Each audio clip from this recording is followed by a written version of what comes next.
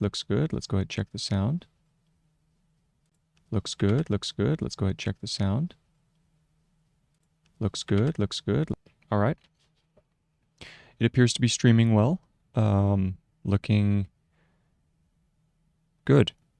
Good. We have connection to YouTube. We have connection to Twitch. It looks like everything is satisfactory. So now let me go ahead and get started.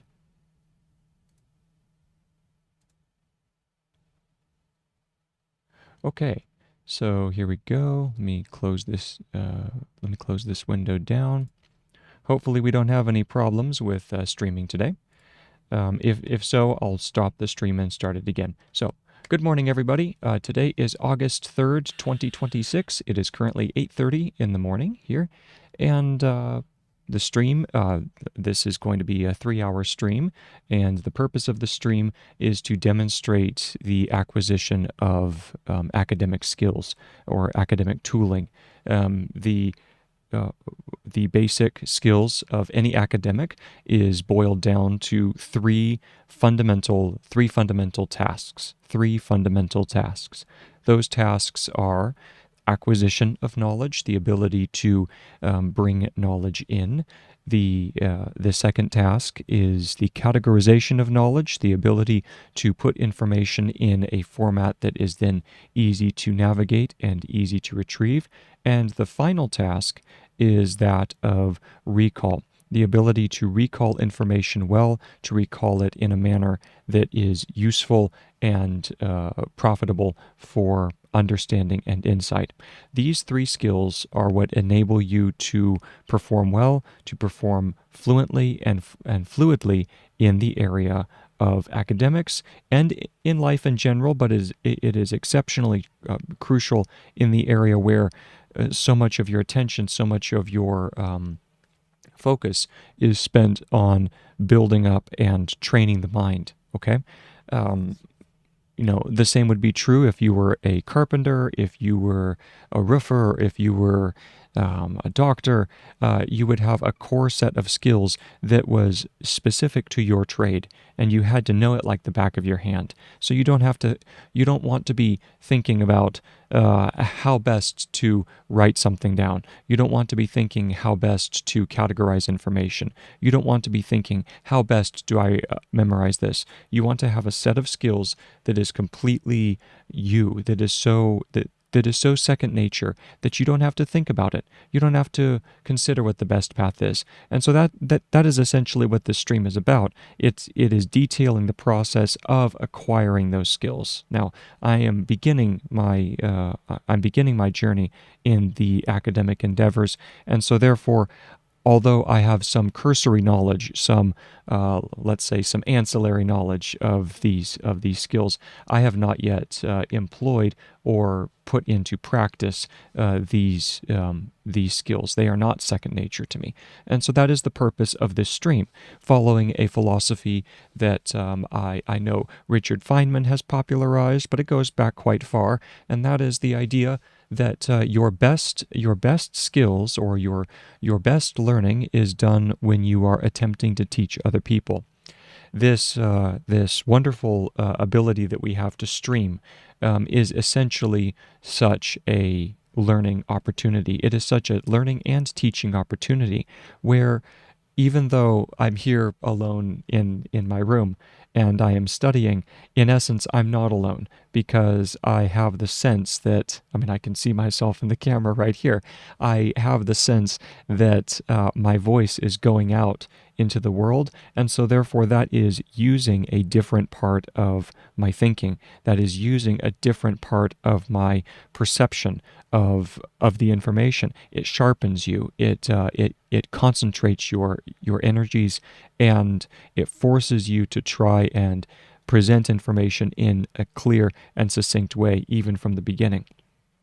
Now, obviously, sometimes there is a necessity for brainstorming, for just speaking off the cuff, if you will, not worrying about polish, not worrying about fluidity and facility, but although that is useful, although that is helpful, I don't think that it provides quite enough of the mental rigor that is necessary for getting to the answer of something, to getting to the point of something as quickly. And that's essentially what I'm trying to do in these streams, is taking the fastest route possible to acquiring knowledge, while still doing it in a rigorous and a proper fashion, if you will. Okay, so that is the purpose of the stream. Essentially, you are watching the most boring workout session ever, the workout of the mind, which is really only useful to the one who is actually having to build up the mind, and for the rest of you, it's a novelty, so you can jump in and see. You can see what's up, and then go on with your life. And hopefully, you are making good use of the time and engaged in your own either academic or life endeavors. Every one of us has a task and a journey that we are required to be on, and I hope that you are doing well in yours. Okay? So, with that being said, let's actually talk about, now that I've mentioned the three things that I believe are necessary for someone, the three tools that are necessary for someone who's engaged in academic endeavors. And those are, once again, knowledge acquisition, categorization, and recall. So now the question can be asked of me: how am I attempting to meet these three categories, or these three tools? The purpose of this stream primarily is, for right now, focused on the first two. The last one, recall, it will, I have done some work with it in the past, haven't streamed any of it, but I do have some work to do on that. But for right now, I'm focusing my attentions on the first two, primarily because those are, for me, those are the areas that are most lacking. Okay? Now, knowledge acquisition. For most people, this is just a matter of, you make sure that you have a pen in your hand, you have a paper next to you, and you are simply trying to write information down as well as you can. And that is a noble venture. I mean, even if you were to record a lecture, or if you were to be typing notes out, that's fine too.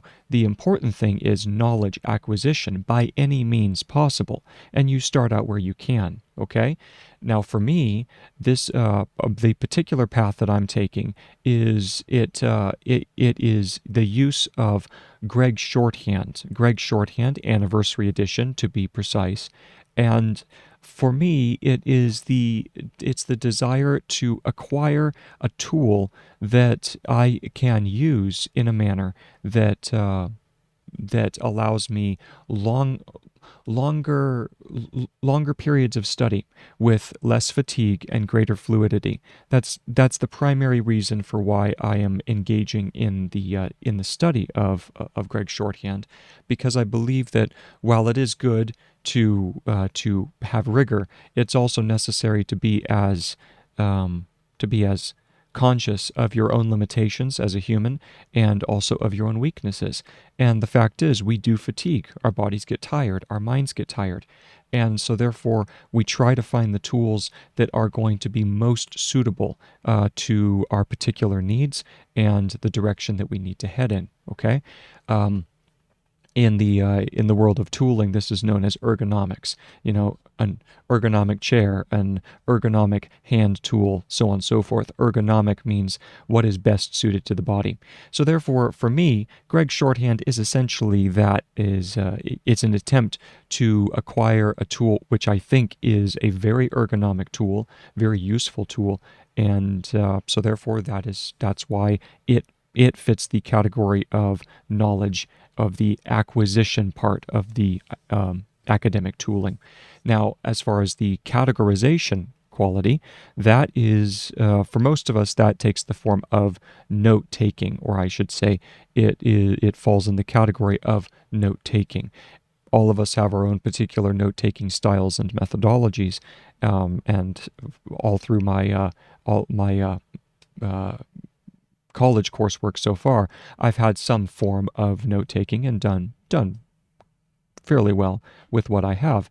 But in more recent time, especially last year, I was introduced to the concept of the Smart Notes method, or the it's known by many terms. It's known by the Slipbox method, or the Zettelkasten method, if you want to sound all fancy pants German. But essentially, what it is the idea that knowledge, that when you are encountering knowledge and then you go to categorize it, you want the knowledge to be as independent of the source as possible. This means that you are able to then use this little nugget of information, almost like a block. In which you are building a house. So you take, let's say you're reading a book and you come across some particular idea that really resonates with you. You then take that idea and you strip it of as much context as possible. You turn it into a single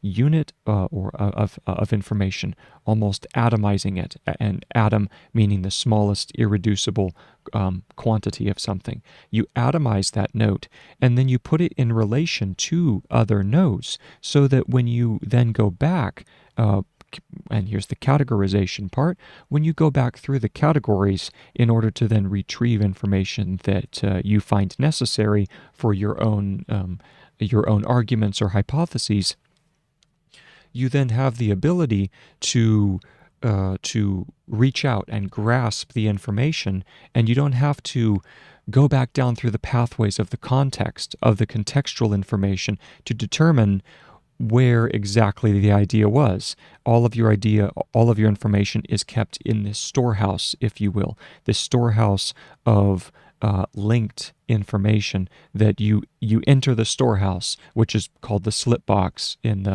this particular paradigm.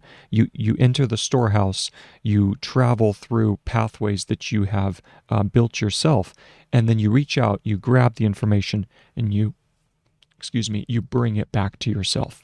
This is the slipbox method of note-taking, okay? Now, I first learned about it, I first learned about it from a YouTube channel called Odysseys. I should link his video sometime. And he, in turn, was referencing a book by Sonke Ahrens called How to Take Smart Notes. Sonke Ahrens, How to Take Smart Notes. And Sonke, in this book, he is essentially championing the idea and advocating for its use. In turn, he himself is referencing, or is looking at, the work of a sociologist called Niklas Luhmann. And Luhmann was both a disciple but also a champion, a pioneer in the use of the slipbox method. And so much of what Sonke is doing is looking at the prodigious output of work that Niklas Luhmann put into his work, and he's essentially unpacking or analyzing why the slipbox method works so well. And it works well because it controls the way that you think. It controls the way that you understand.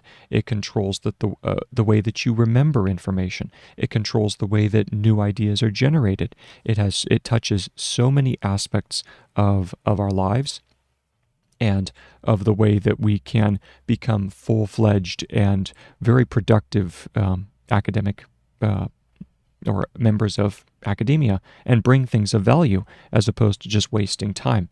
So, with that being said, if you are interested in getting a copy of the book for yourself, it is down below it's down below in the description. There's a link to an Amazon page where you can purchase the book for yourself. As I said, I am copying this book out. I'm currently on page 100. I have about 50 pages left. Very, very slow going, but we do the best we can. We try as hard as we can. And that's all we're asked to do. So I'm using the book. I'm essentially it's like slow study, where because I'm forced to copy everything down in shorthand, so I'm learning how to be facile in shorthand. It has forced me to go extremely slowly through the book and to really encounter the ideas and to gain a greater understanding and really wrestle with the concepts that Ahrens is presenting in the book.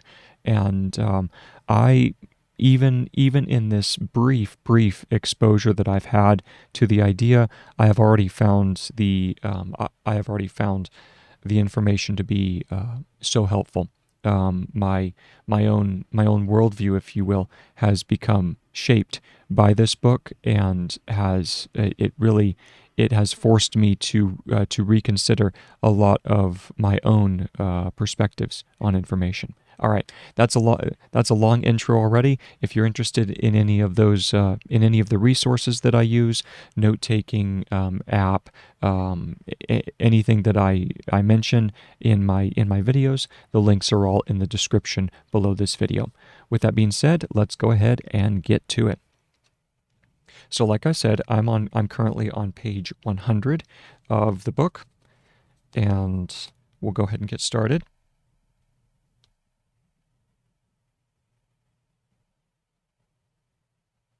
Let me just go ahead and get this pulled up here.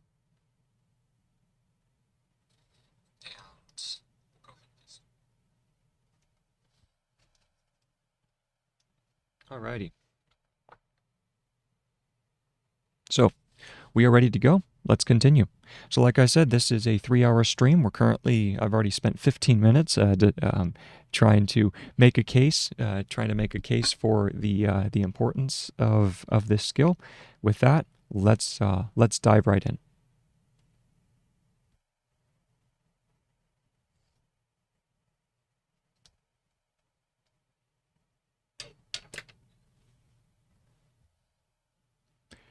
Okay, so let me minimize this screen over here, and I'm going to go over, I have my stream pulled up, let's see, I've got my dictionary pulled up over here, and then I have Zernal++, that's the note-taking app that I'm using. And with that, let's go ahead and get started.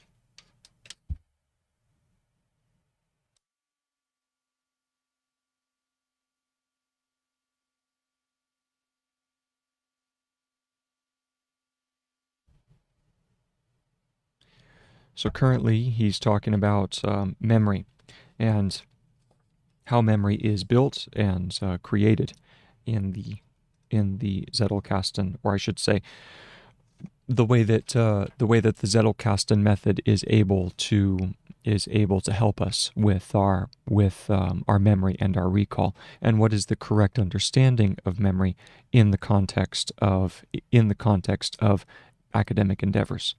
All right. So we were just on this word right here. Likewise, sometimes it is remembered particular. So we're looking here. We have particular, invol. This one would be environment.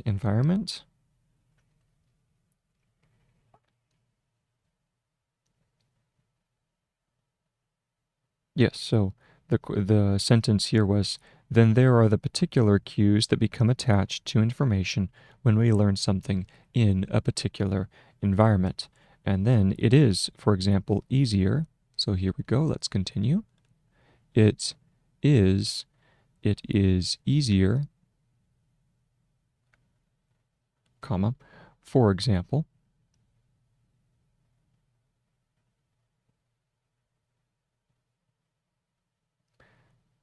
Oh, I take that back. It is easier, it is, for example. It is, comma, for example.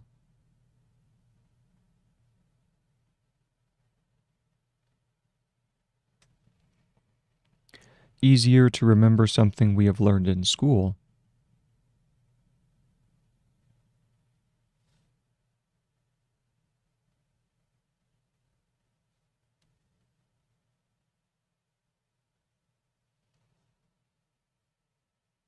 If we are tested for it in the same room.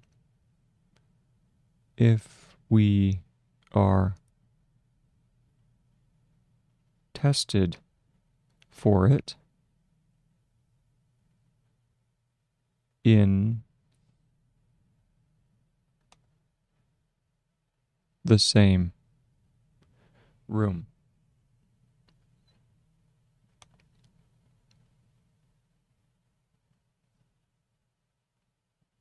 With the same noise in the background. With the same noise in the background.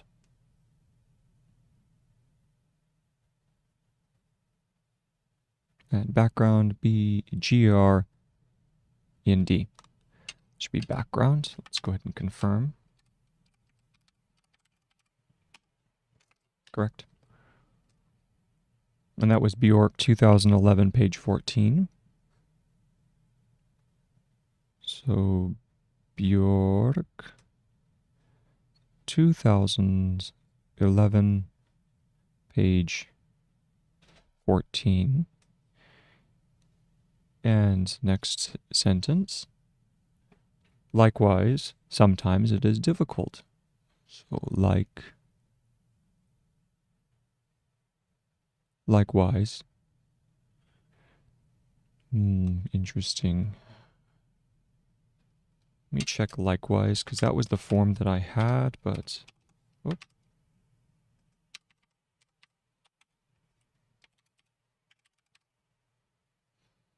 Likewise. There we go. Ah, beautiful. So, and I remember we used this last week, so we'll go ahead and we have likewise. It's the A vowel, like so. A, E, and then S. Likewise. Okay? Likewise, sometimes it is difficult to remember.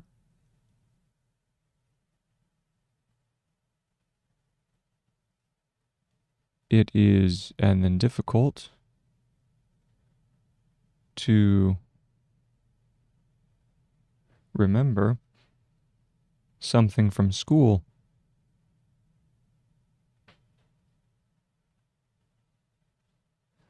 From school, when we are not sitting in the classroom where we learned it. When we are not sitting in the classroom where we learned it. When we are not sitting in the class. I probably would keep these two, those two forms separate for class and room, although we could do class as, so it's, of course, it's K, L, A, S, and then R, M, like so. Let's try that again. K, L, A, S, R, M for classroom. Let me go ahead and see if that is indeed the form. As suspected, classroom would not be it's not one of the words in the, dictionary. Now, as I've said before, if a word is not in the dictionary and there's a chance that someone would need to use it in the future, then I add it to the dictionary.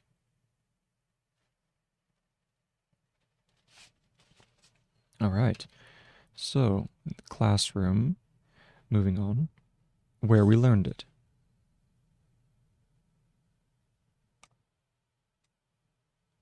Where we learned it. And that's the end of the sentence. Let's go ahead and go back through and reread the paragraph. It's very important when you are learning any system, whether it's Gregg Shorthand or American Sign Language or any language, any new system of communication, it's important to both practice the writing of the system and also the recall or reading of the system. And so even though it takes a lot longer it's well worth the time, and you just gain a greater facility and a greater understanding.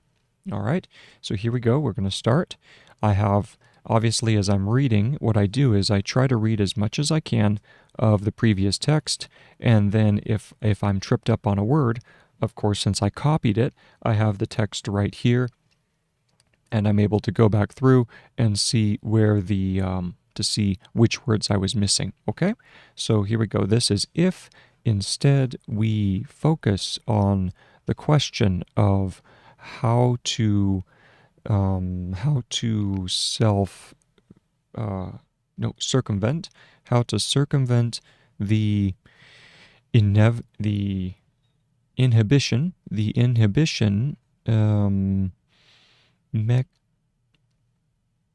mechanism, the inhibition mechanism, to be careful with that K that almost turned into a G, mechanism, we instantly start to think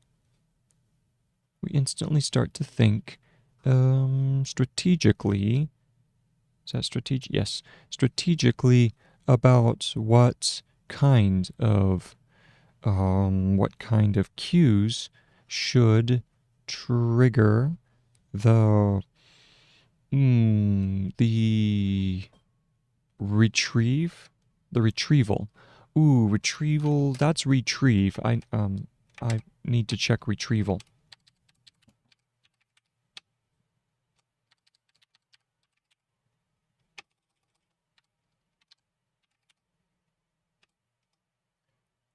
There's retrievable.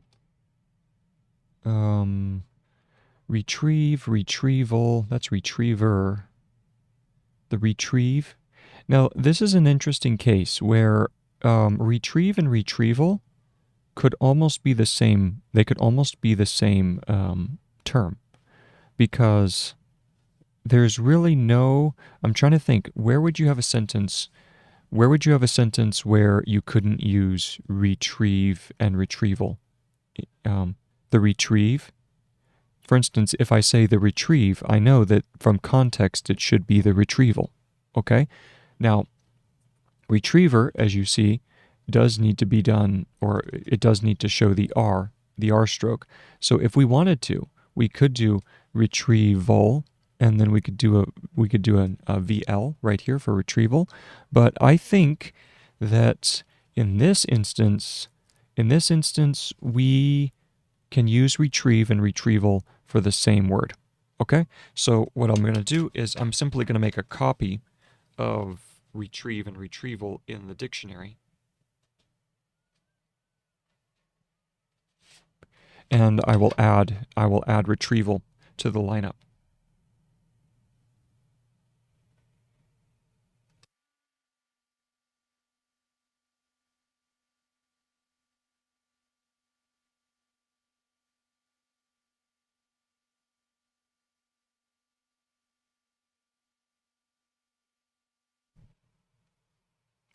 So this is retrieval of a memory, and how to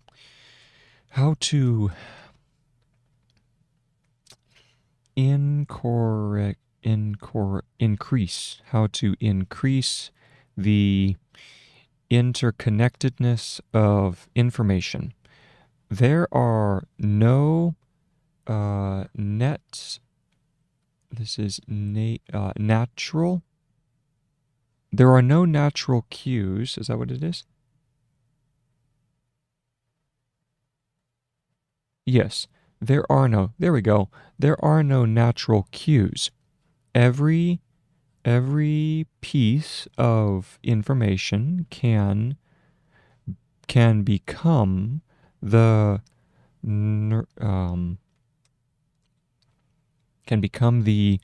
trigger for another piece of information. These can be associations like the scent of a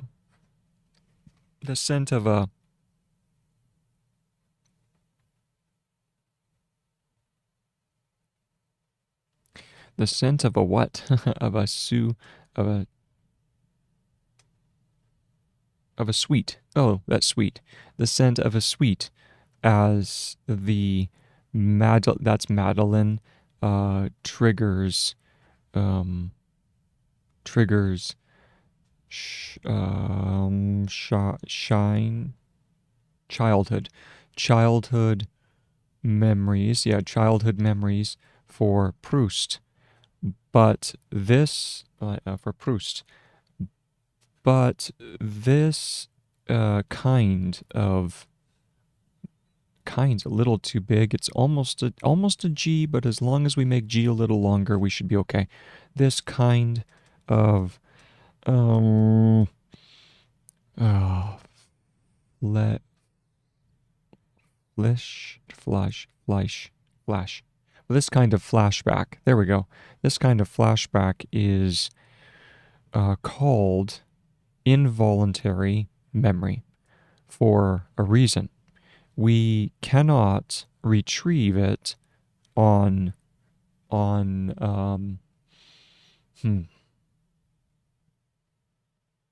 PRP. We cannot retrieve it on purpose. Yes, we cannot retrieve it on purpose. Then there are the this is accessible, accidental. Oh, well, that's accidental. Okay, then there are the accidental. Really, that's accidental. Ooh, hold on, let me check that.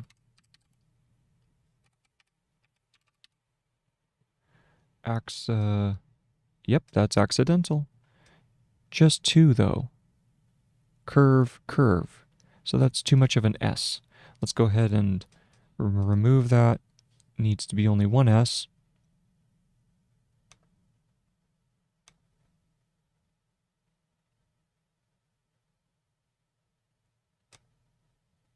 So we take this guy, curve it down once, again, curve it down, curve, and there's accidental. Okay? So let's go back now. We save the page. Then there are the accidental cues that become attached to information with when we learn something in a particular environment. It is, for example, easier to remember something if we are tested for it in the same room. Yes, and that room should be a little bit, it's just RM. So we go R and then M. In the same room with the same noise in the background. And that's according to Bjork. So it's Bjork, 2011, page 14. Likewise, sometimes it is difficult to remember something from school when we are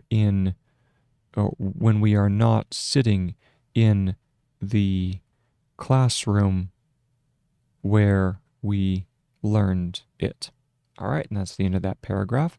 Continuing on with the next one. Obviously, we don't want to have to rely on cues. Obviously, we don't want to have to rely on cues in the environment in the environment.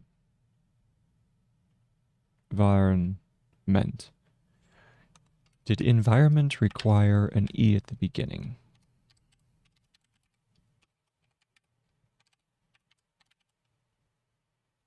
No need. That's environs and environment. So no need for the E. I'm going to leave it because, well, I'm going to shorten it up.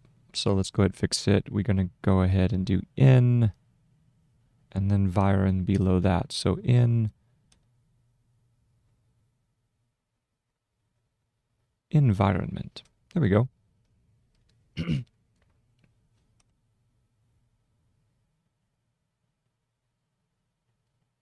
All right. So that's environment. Period. This is not only impractical, but highly misleading. This is not only impractical, and let's check. So impractical is IMPR and then a disjointed K, I believe.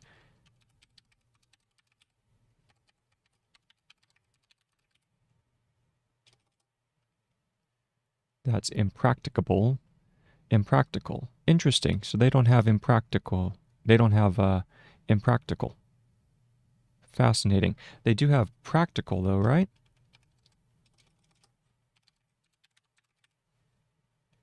Yes. So beautiful, beautiful. So you see how practical is just practice with then a K underneath for practical. So impractical is simply a matter of putting an im stroke in front of the value. All right. So let's go ahead and put that here. So we go impractical. And I will go ahead and add that to the dictionary.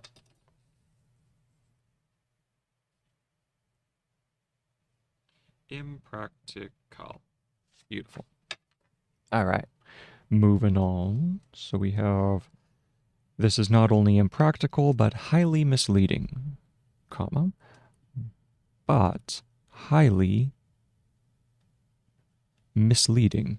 And misleading is same thing. We go misleading.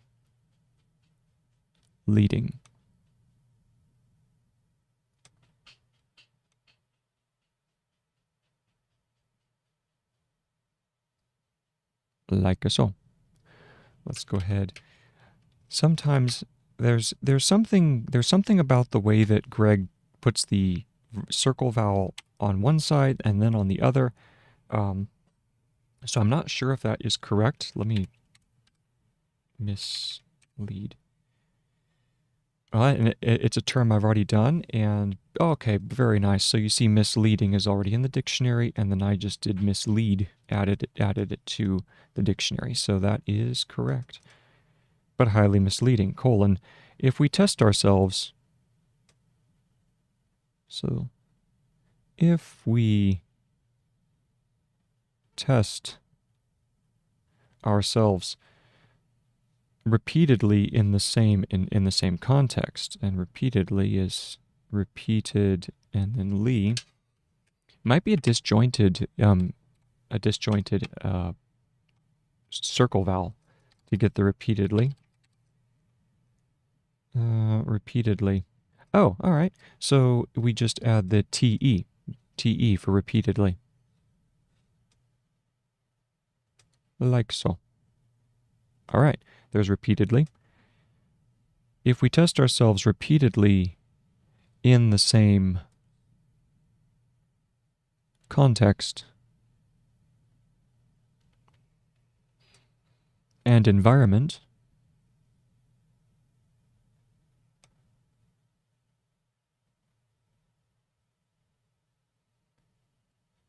in which we have learned something, in which we have learned something, comma, it would make us overconfident. It would make us Overconfident. Confident. Might need this on a separate line. So this is the over prefix, and then we need con, which is K, fi, den. Like that. Confident. Let's see if that is correct. Could just be conf. K in. It would be KF and then DN without an E vowel, but we'll go and check. Confident. Oh, I love that. So you see overconfident is just conf. So if we just have KF, it's a brief, that's called a brief form. And a brief form allows you to have even greater compression and brevity. One of the really fascinating aspects of any of the shorthand systems, and Gregg follows the same philosophy as all other shorthand systems, in which you take the words that are used often, they're called high frequency words, and then you create even more shortened versions of those words.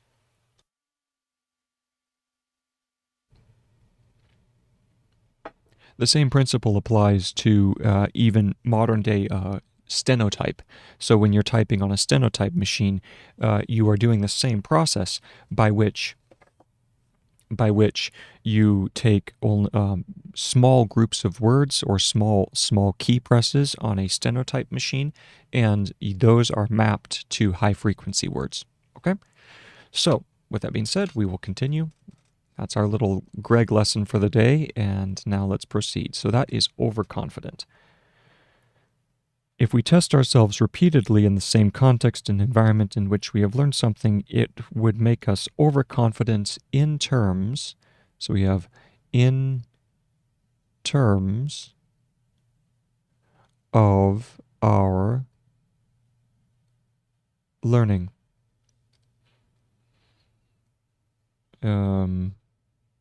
Of our learning success, and this is success, I believe. Let me go ahead and see if that is correct. And that indeed is correct. So that is success. Success.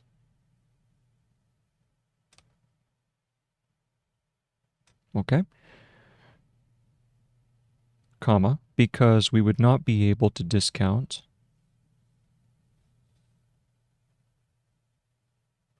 because we would not, and wouldn't is the same as do not, which is just a stroke D and then an in at the top, would not. Which is funny. It's one of those strokes. Sometimes the hand is really good at producing a stroke, and then other times, it's a flip of the coin. In the same context and environment, it would make us, because we would not be able to discount, we would not be able to discount. And be able is just be if it's by itself, or actually it could also be babe, be able to discount the environmental cue. Discount. So this is going to be discount.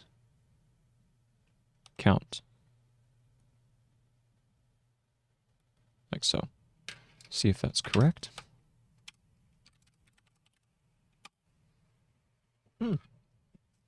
Oh!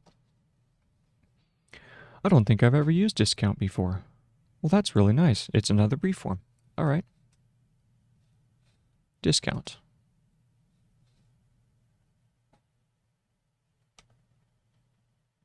Like so. So there's discount. To discount the environmental cues. The environment, and then mental is going to have an L afterwards, so we'll need a lot more room. Stretch it out. Environmental cues. There we go. Environmental cues that probably won't exist in the context. that probably won't. That's will not, won't, and then exist is going to be, oh yes, that's the ES and then S turned back on itself for exist. Let's go ahead and check that. Yep. It probably won't exist in the context, in which we want to remember, in which we want to remember what we learned.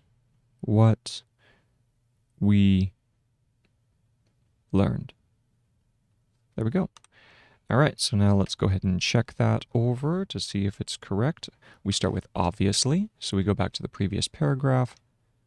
Bada boom, here we go. Obviously. And grab our little marker, and so we start. Obviously, we don't want to have to rely on cues in the environment. This not only, this is not only impractical, but highly impossible, like highly misleading. There we go. Sound like I'm speaking in tongues. Highly misleading if we test ourselves repeatedly in the same context and environment in which we have learned something.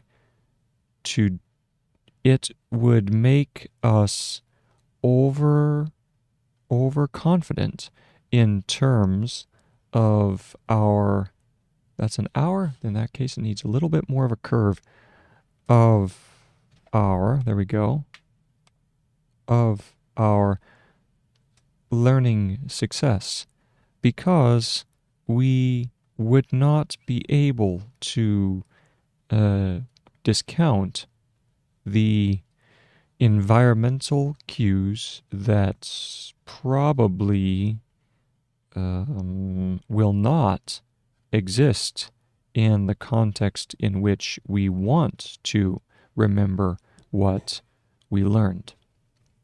All right. So essentially in that paragraph, he's saying you can't use environmental cues because the moment when you are wanting to remember something, you may not have the environmental cues to help you.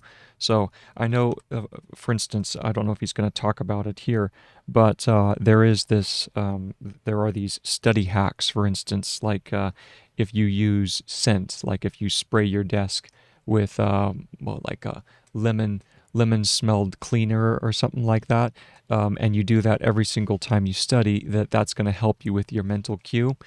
I mean, there might be some value in doing that, but it's a kind of a tenuous connection. And once again, if your purpose is to build academic rigor and to have a good, solid grasp of knowledge, then you don't want to have tenuous tooling. You don't want to have fragility built into your connection with information. Okay? So now going forward, what does help for true useful learning? What does help for true useful learning?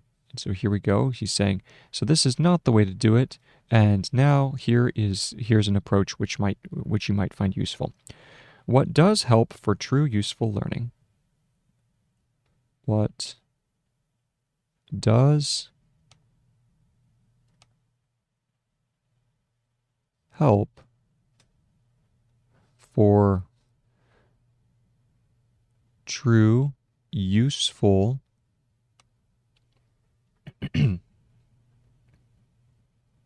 learning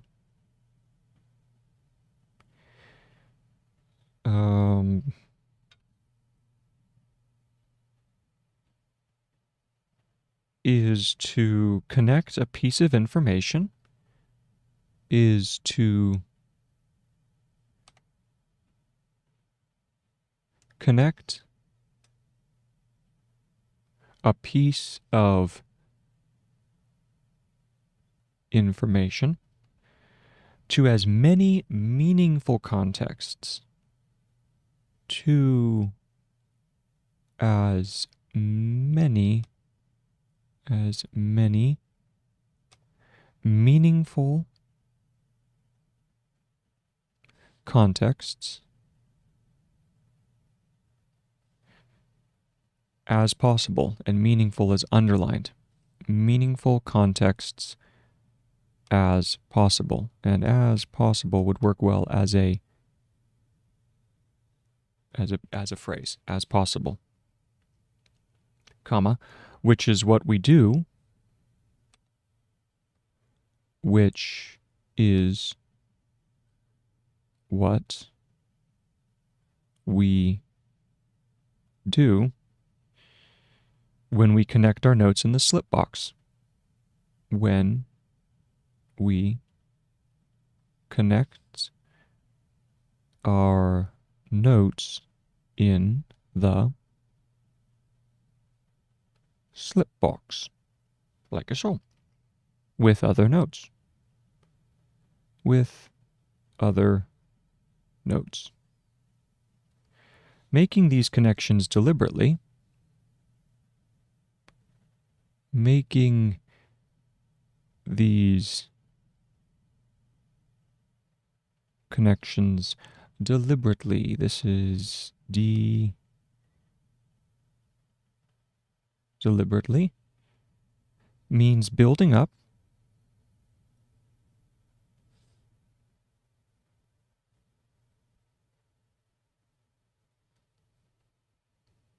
a self-supporting network. And then this is the tricky one. Self curves, I think self curves in, right? So it's a prefix that goes before. It's a disjointed S. I think that's self, and then supporting.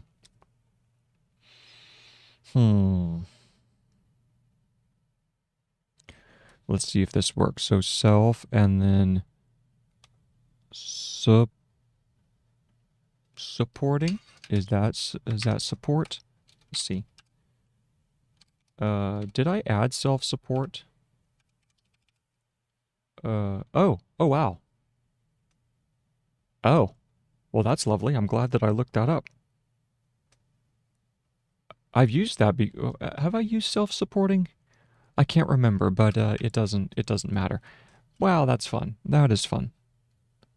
I know it's so nerdy of me to get so hyped up about different forms that I come across, but when you see something that's just fun, I can't help but celebrate a little bit. I'm sorry. Call me weird. So I'm going to add another page here. How to take smart notes. This is section 11 still, and we are currently on page number 17. There we go. All right, back up here. And so self-supporting is SS, SST, and then the dot. Self-supporting. Very nice. Oh, which means, okay, support. Yes, that's right. Support is super ort. Okay.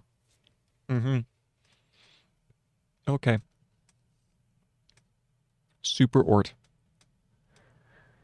Self-supporting.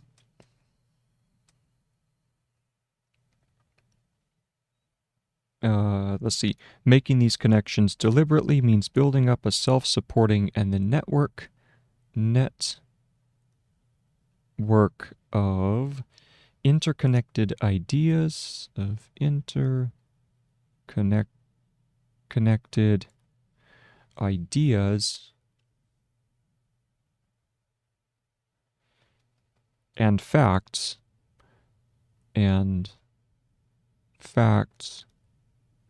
that work reciprocally, and then reciprocally is going to be reciprocally. I know that that's going to have a cali ending, which is a disjointed L, so all we need is reciprocal. And recipa.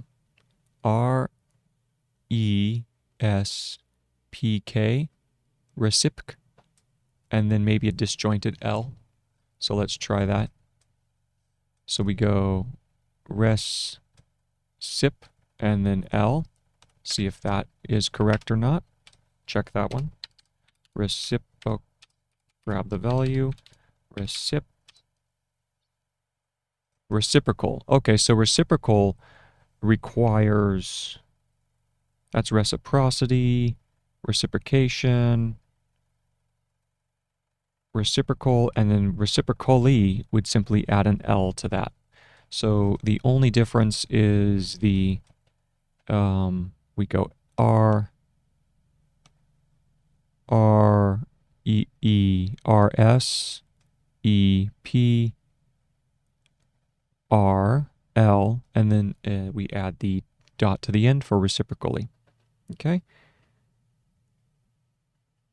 So that was reciprocally.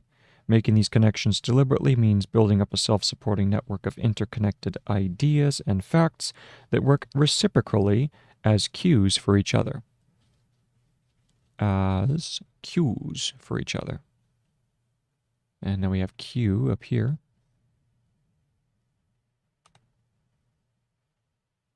As cues for each other, like so. All right, so now we're going to go back and read through that paragraph. Old news by now. We begin here. What does help for true, useful, if that's useful, then the F needs to be longer. Useful, there we go. Useful learning is to connect a piece of information to as many meaningful contexts as possible. Which is what we do when we connect our notes in the slip box. Well,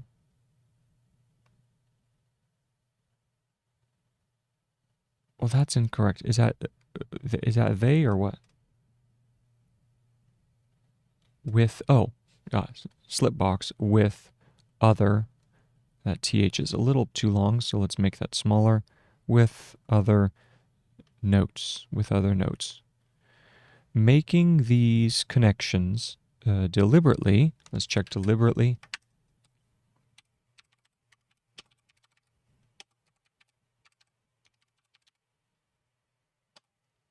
That is correct. Good. So that's deliberately. Deliberately means building up a self-supporting network of interconnected ideas and facts. And that's almost, that F needs to be just a little longer. I'm noticing that's one trend that I need to be aware of and to fix is the Fs need to just be longer overall. Facts, okay? Facts. As work, that work reciprocally as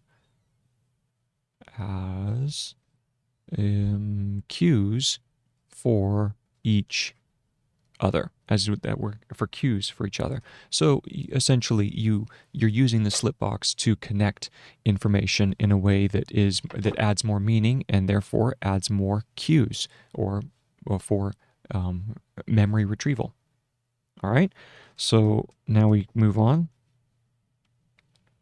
Mistaking learning with cramming.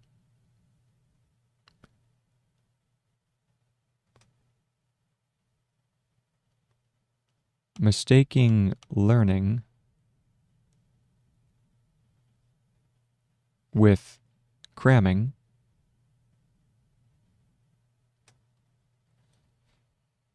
is still very much ingrained in our educational culture. Is still very much ingrained ingrained. And that needs to be just a little longer, so I'm going to move this down here. Ingrained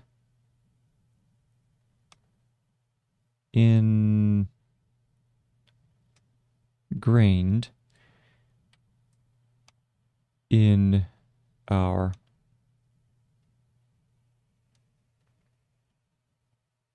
educational culture. So educational is edu, and then if we add an L ending to that, that's educational. Educational culture. Let me confirm that that's the case. I mean, I'm speaking confidently, but I have the... Yep, that's correct. Educational. We simply add the L to the end of the phrase in order to get... We turn education into educational, like so. All right. Educational culture, and culture is KL. Is it KL and then TR? Let's take a look at that. Culture. Yes, that's correct. KL, TR, and that transition from the L, the transition from the L to the T, it requires a slight, it's a slight change in angle, but it's more just a straightening out. So that's why you have to work really hard to keep, the lengths of the strokes even. So you go col and then sure, like that. Let's go ahead and straighten it out just a little bit. Whoop. See. There we go. There we go. That's culture. And then we have when Herman Ebbinghaus. Herman. And we'll do Herman Ebbinghaus. Ebbinghaus is going to be Ebbinghaus. All right. Period, or comma, the godfather of learning theory. The godfather? Is that, does it curve up? Forget, faith and father are separated by the direction of the curve. Yes, father curves up, faith curves the other direction. So that is father. The father of learning theory.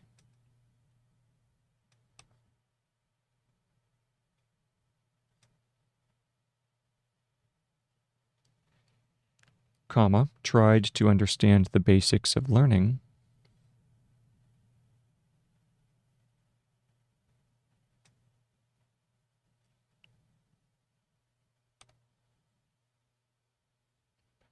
Understands the basics of learning.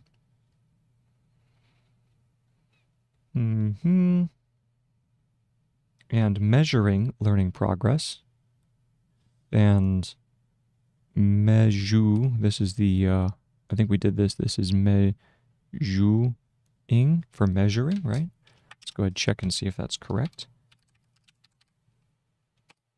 Yes, that's measuring.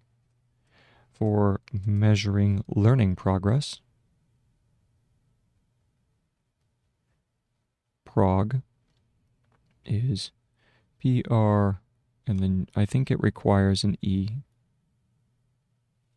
And then prog. Is that progress or is it just prog, PRG? Yep, it's just PRG. We need to make that just a little bit longer. Sometimes it's good to exaggerate these curves so it's hard to separate it, or it's hard to make it turn into practice.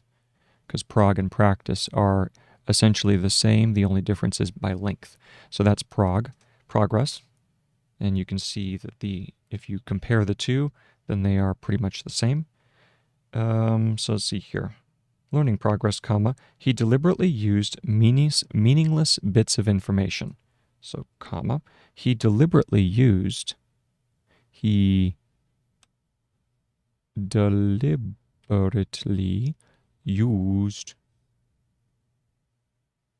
meaningless. So we have, oh, come on, meaning, and then less. So we have to do the dot for meaning and then less. Meaningless bits of information. Bits of information, like random letter combinations, like random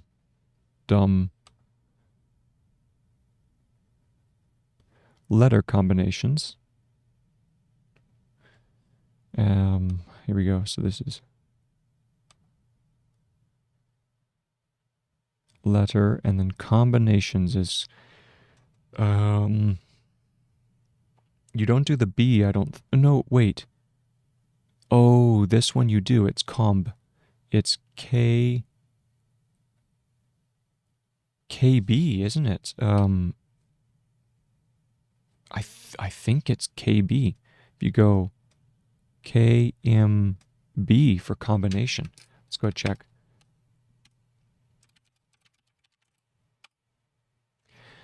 KBN, and then the SH for combination. So you go convention for combination. Combinations.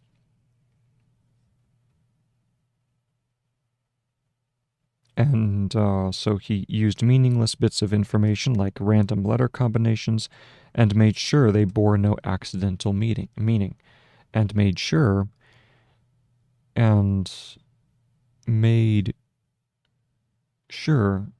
they bore no accidental meaning. They bore no accidental is AKS dental. Let's see if I can do this correctly, and then we'll check. So accidental, AKS, AXA, and then dental. Let's see if that's correct.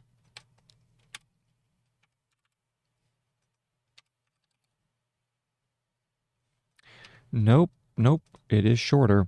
I was suspecting that, but once again, it's better to make a mistake and to then have to fix it. It actually sticks in the mind better than if you did it right the first time. So accidental. All right, so there's accidental. Oh, we did that with triggers earlier, didn't we? Yes, accidental. Okay. I see it now. Make sure they bore no accidental meaning. Period. From his understanding,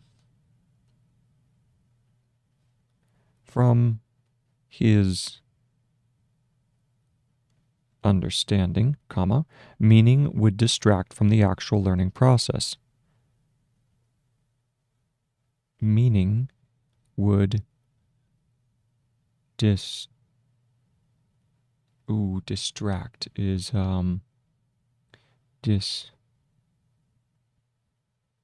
distract, is that it? Or is it just DIST? Distract. Grab the value.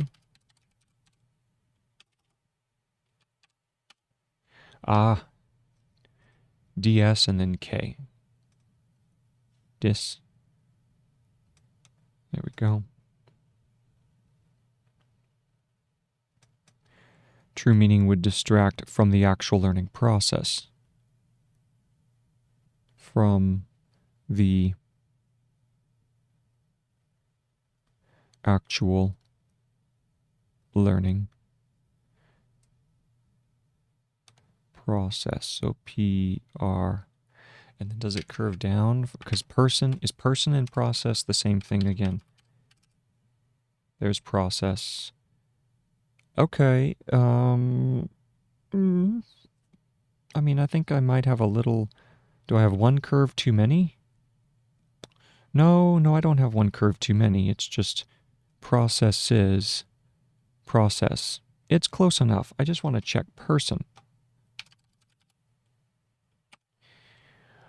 Okay, so person and process, the only difference is that in person, it's PRS, and then process is PRSS. So it takes the curve and then curves it down, and that slight curve at the base is what shows the difference between the two, okay? Hopefully, yep, everything's showing properly. Good. Need to check. I haven't been monitoring the stream at all, so I'm not sure how things have been going.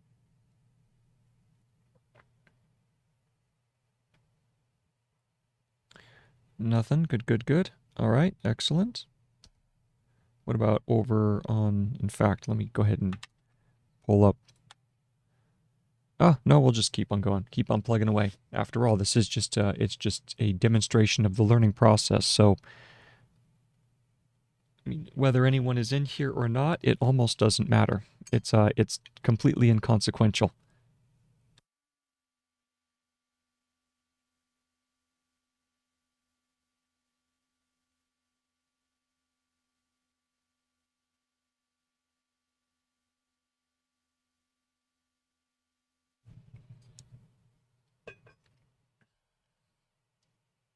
Okay. So we continue.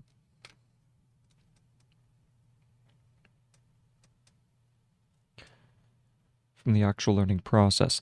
But he didn't realize that he was stripping the learning process. So we go back over here, and now it's the explanation. But he didn't realize, that he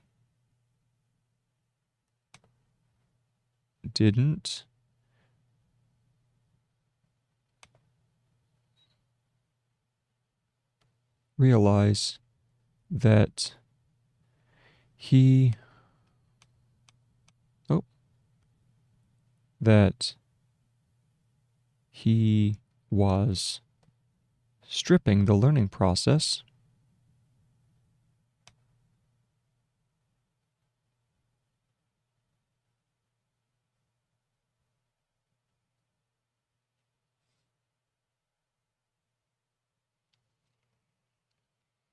from the very thing that is learning. From the very thing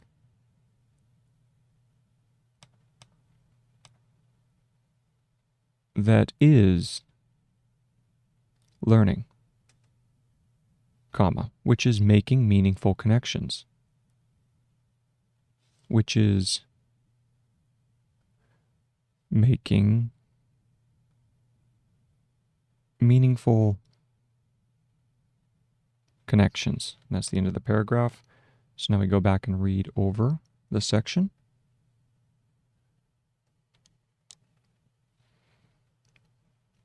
Previous paragraph, we're looking for the paragraph marker, which is here. What does, no, mistaking is what we're looking for. Mistaking meaning.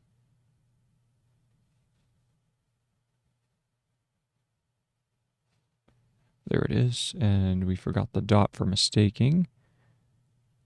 Go ahead and put a paragraph marker here, like so. All right? Mistaking learning with cramming is still very much ingrained in our educational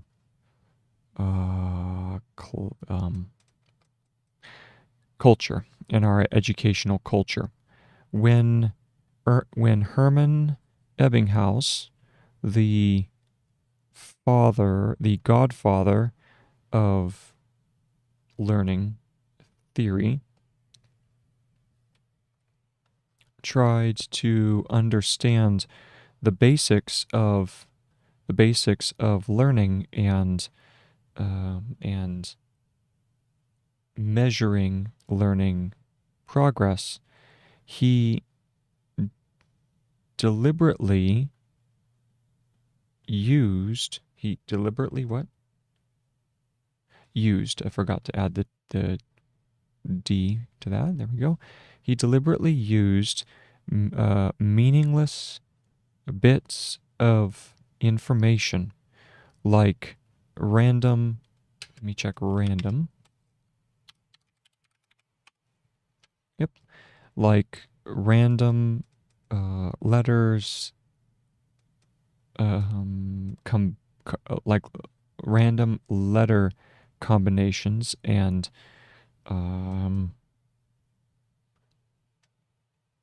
made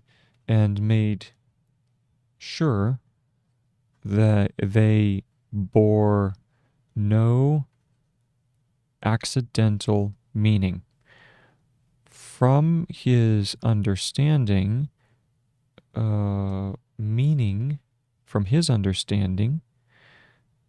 meaning would distract from the actual learning process. But he didn't realize that he was stripping the learning process from the very thing that is learning. He was stripping the learning process from the very thing that is learning. That is learning, which is making meaningful connections.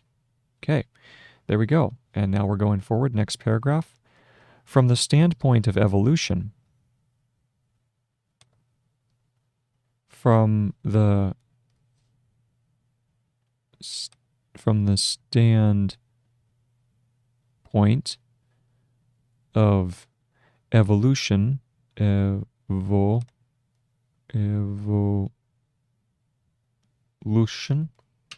Let's look up evolution. Yep. Comma, it makes sense that our brains have a built-in preference. It makes sense that our brains have natural. Is this the one where it's just natur, N-A-T-R?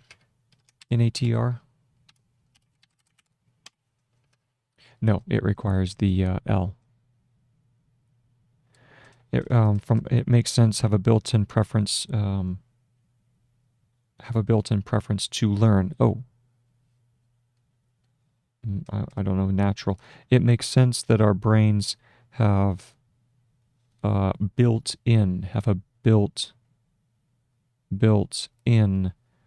preference, and preference is P-R-E-F. Is that preference? Let's see. No, it requires the and that would be prep. That's preparation. So this is preference. There we go. Have a natural built-in preference to learn meaningful information. To learn meaningful information. And a disregard for meaningless letter combinations. And disregard, is that, I think that's dis and then re, because regard is re. Let's see if that's correct.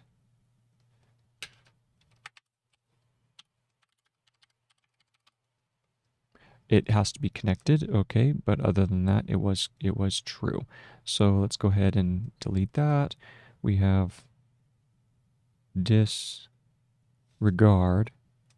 for meaningless letter combinations. Meaningless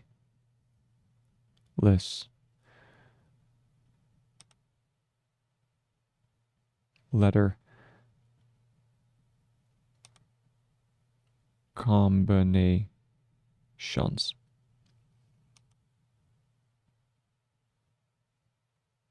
Yep, almost. Combinations, like so. All right? Period. But Ebbinghaus laid the foundation. But Ebbinghaus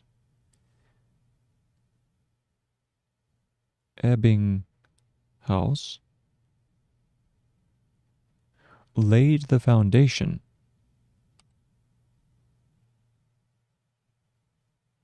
And foundation is F-indication. Let's see if that's correct. Foundation. Yep, that is correct. Good, good. Laid the foundation.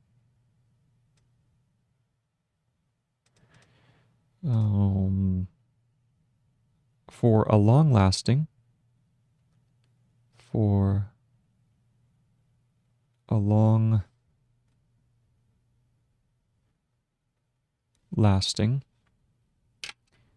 See if that's last.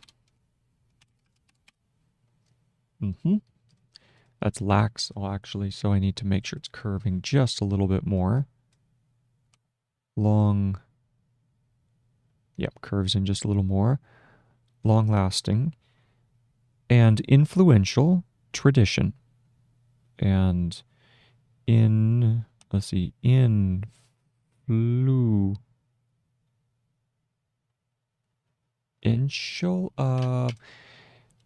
we take influence and then we just add an L ending. So let's go ahead and check influential. Oh, very nice. It's just I-N-F and then shun, which is nice. So what about influence? Influence is just in-F. In-F is influence, so influential is just influence with a shun ending. So we go influential.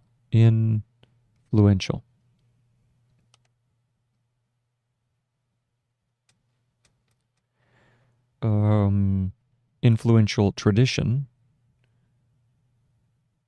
Tradition is dish and then shun. Tradition. See if that's correct. Tradition. Yep, that's it. Of learning theories. Tradition of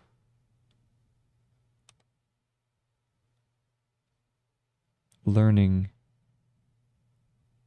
theories that separate understanding from learning. And then separate is S-E-P-R, I believe. That separate understanding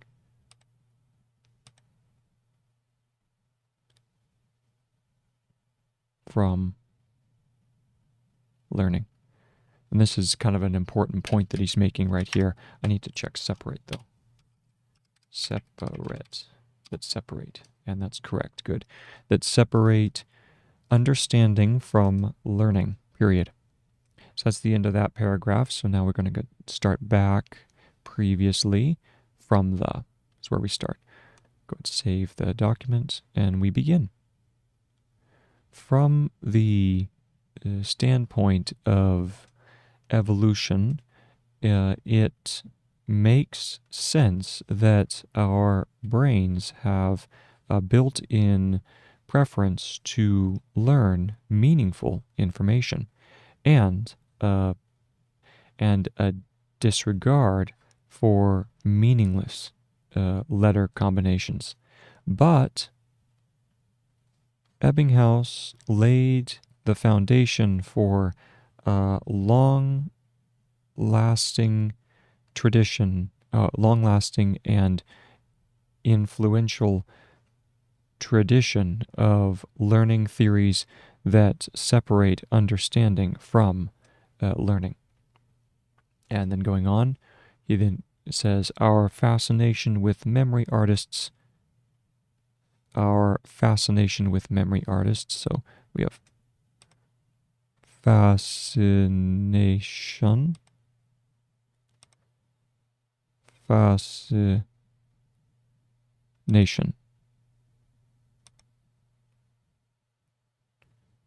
fascination. Let's check that and see if that is correct. No need for the last A vowel. We just do nation. So we go fascination, like so, with memory artists.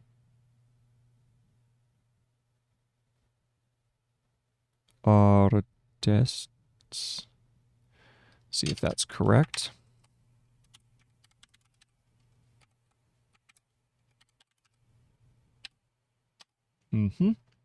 Artist, and then we simply add another S to it for artists. Artists. Dun. Can also be explained by this tradition. Now this I'm not quite sure about. It's not explained by this tradition because we've always been interested by memory. So in fact, what's interesting is that this particular section that we're going to go over, I'll go ahead and copy it and then we'll discuss it. So our fascination with memory artists can also be explained. Can also be explained by this tradition. By this tradition, comma. There is nothing interesting about the capability. There is nothing interesting about the capability. That's the capa and then ability. See if that's capability.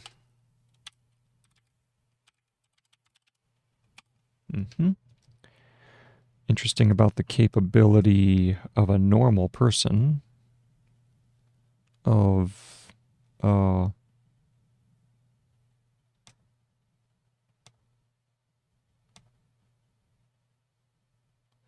normal. Let's see if that's normal. Of a normal person to remember thousands of words. To remember thousands. Oh, thousand is that has a brief form attached to it. It's thou. I mean, I could make it up where it's a thou end, but I think it's I know it has a brief form already, so let's look up. Yes, thou. Just thou by itself. To remember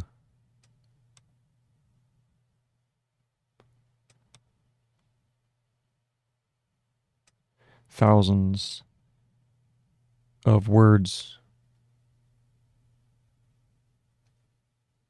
comma, countless facts,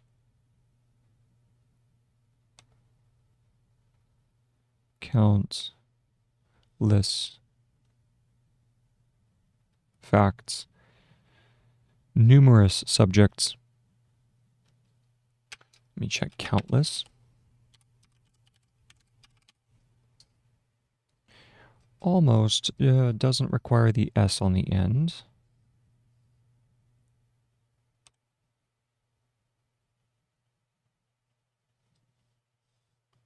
Countless facts. Numerous subjects. Numerous. So we know that this is num. And then maybe numerous. Numerous. Let's go check that and see if that's correct. Oh, it's even easier. It's just num for numerous.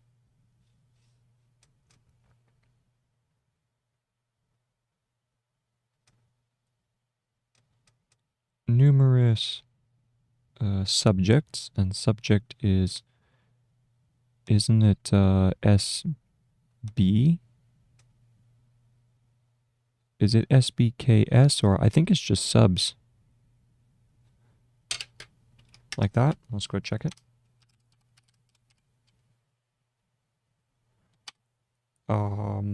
Oh, it's actually SJ, it's not SB. So we, undo, fix this, so it's SJ, and then SJS for subjects. So S, J, and then S at the end. Oh, and it would curve back the other way. So we go S, J, and then S for subjects, okay? Comma, the names of celebrities, the names of, and then celebrities. Celebrity, S-E-L, celebrities. I can't think of why that would be a brief form, so it's probably the full thing. We'll go celebrities.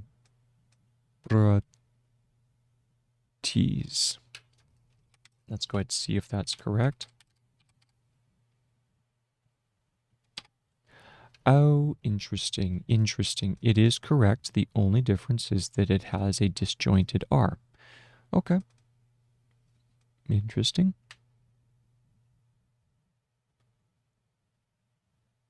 Celebrities. There we go. Celebrities. Comma. Friends, family members. Friends.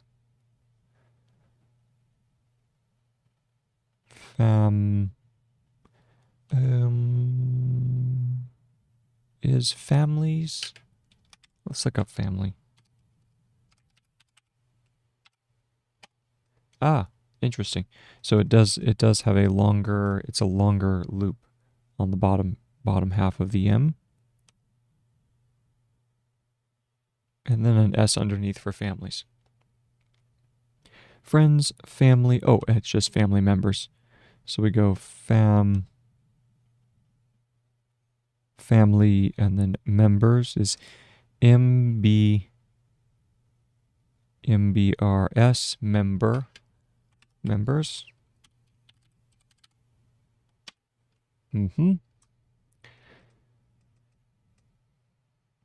And colleagues.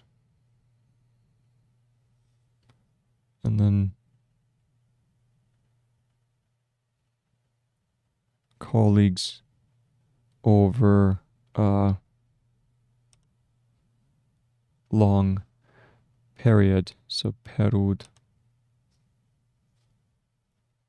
of time. Let me check that. Period.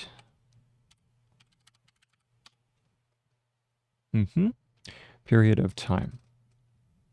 But when someone is able to remember, so there is nothing interesting about the capability of a normal person to remember thousands of words, countless facts, numerous subjects, the names of celebrities, friends, family members, and colleagues over a long period of time. Oh, that's funny.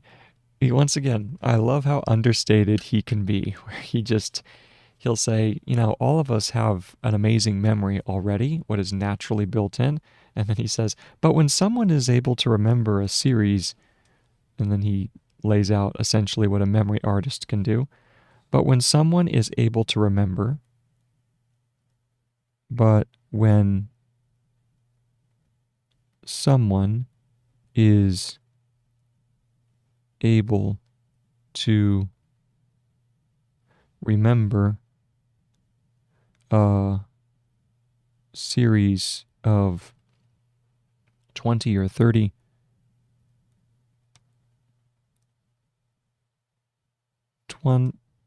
20, is that 20 to 20?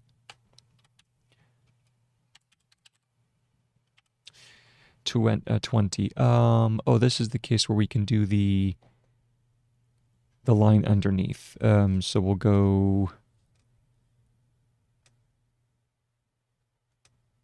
like that. 20. Yeah, 20. Write that down.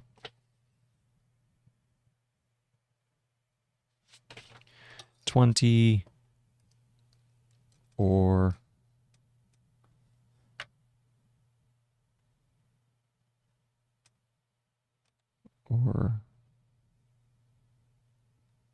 30.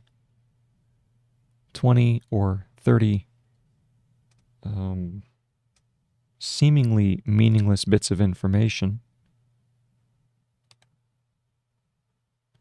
Seemingly had a, was it the circle underneath for seemingly?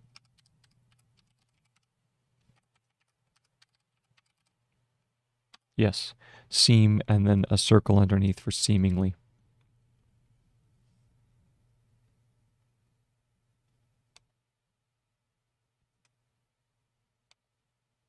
Seemingly meaningless bits of information. Meaningless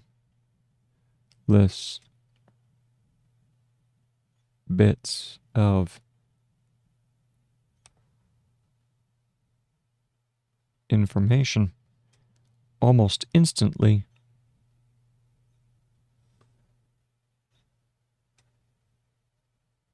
an instant is just INS and then E underneath, right? Oh yes, and it curves the other way. So we go almost instantly, comma, it fascinates us. It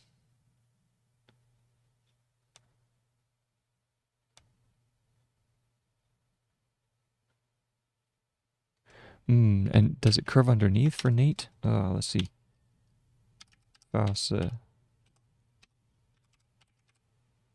Yes, it has to do the full ending for fascinate, because then fascination is just the shun ending. So it fascinates us and reminds us of our struggles at school and reminds us of our struggle,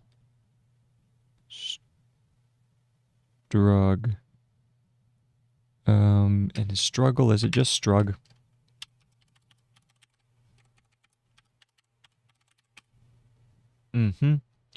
Struggle, and then we just add an S under that, so let's make it just a little longer. Same G and L need to be a little longer when they're in combination. Struggles, there we go. At school. At school. All right. Our fascination with memory artists. That's where we go back to. With memory artists. Our fascination. Looking for our fascination. It's not earlier, I don't think, because that's the hyphenated word. Here, this is long-term, long-lasting. Here it is, our fascination. Our fascination with memory artists can also be explained by this tradition. There is nothing interesting about the capability of a normal person to remember thousands of words, countless facts,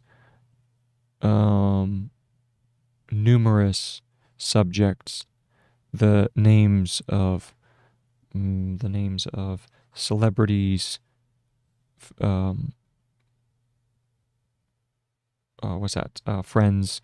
friends, family members, and and colleagues over a long period of time.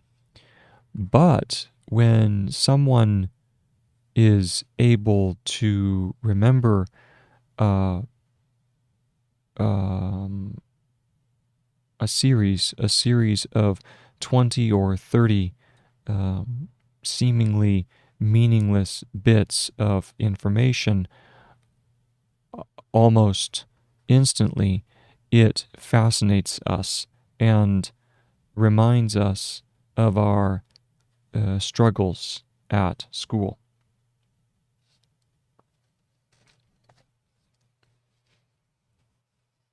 All right, so going on. The trick, of course, and so then he explains the trick of the memory artists, which is true. It is an actual trick. The trick, of course, I would call it more a skill than a trick, but to each their own, right? Okay. Oh, ouch. There we go. The trick, of course, by banging the information, the trick, of course, is not to learn like Ebbinghaus thought. Let me add another page below this.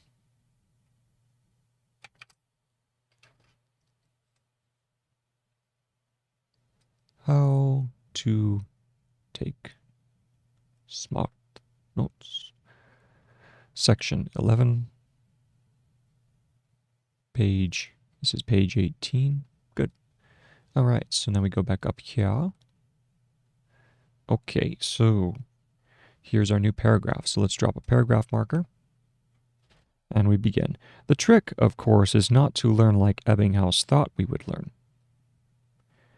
The trick,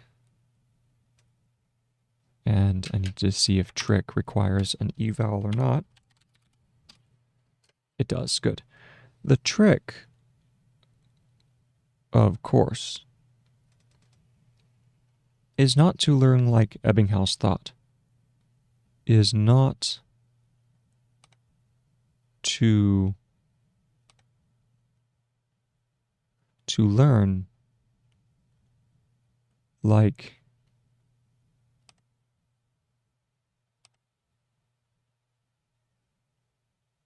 Ebbinghaus thought we would learn.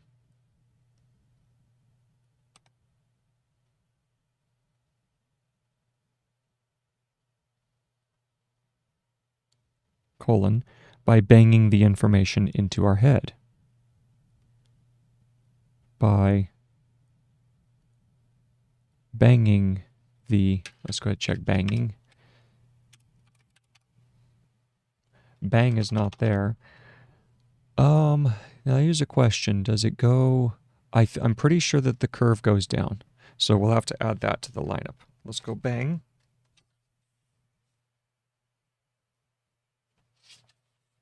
Okay. Banging the information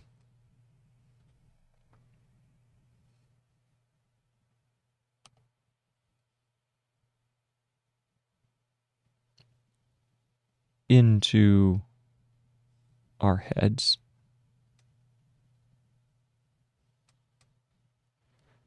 Comma or period. Let's make this just a little clearer. Memory artists instead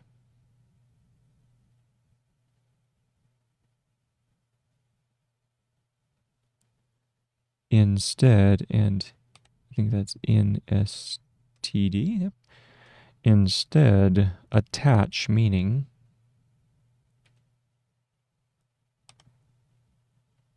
that attach, no, attach, right? Let's see.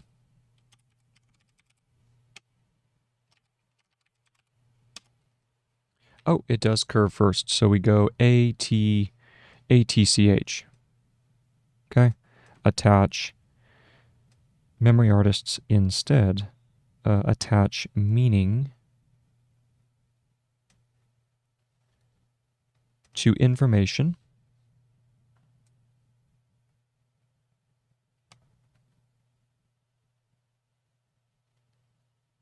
and connect it to already known networks.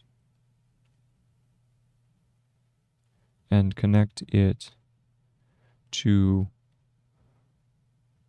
already known networks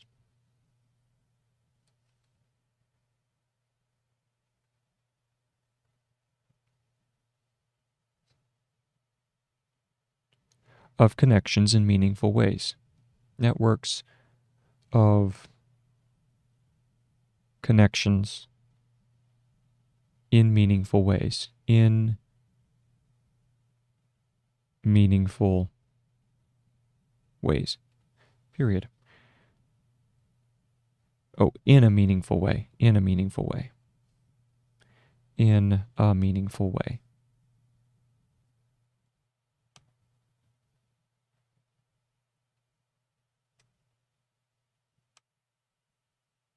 All right.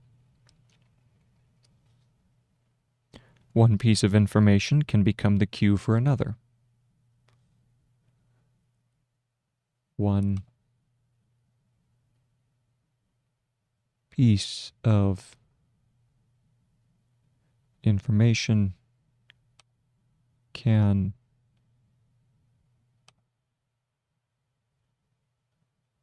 not quite, can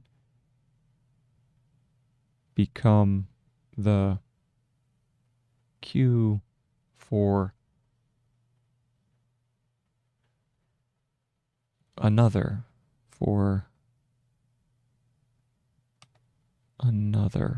I'm blanking on another. Let's see.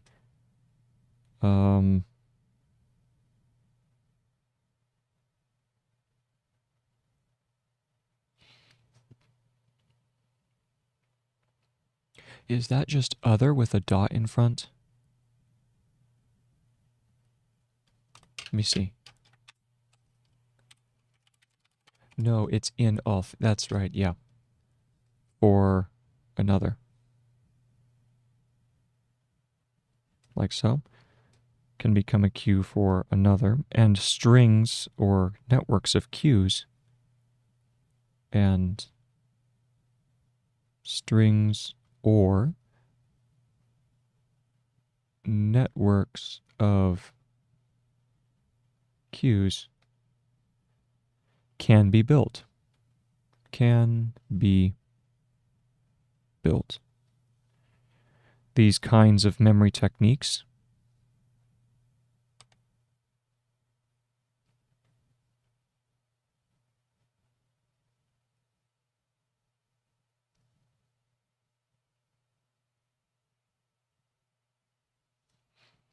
are great in case you need,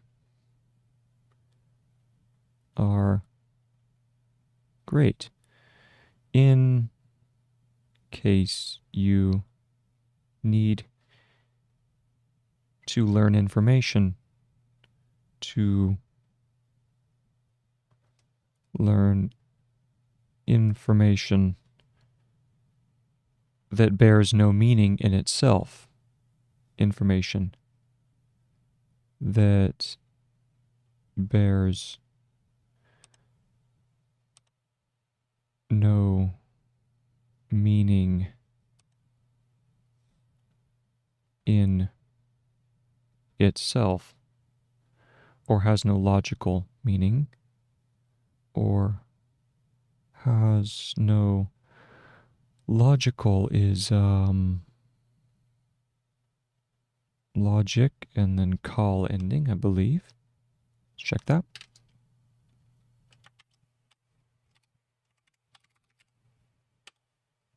Correct.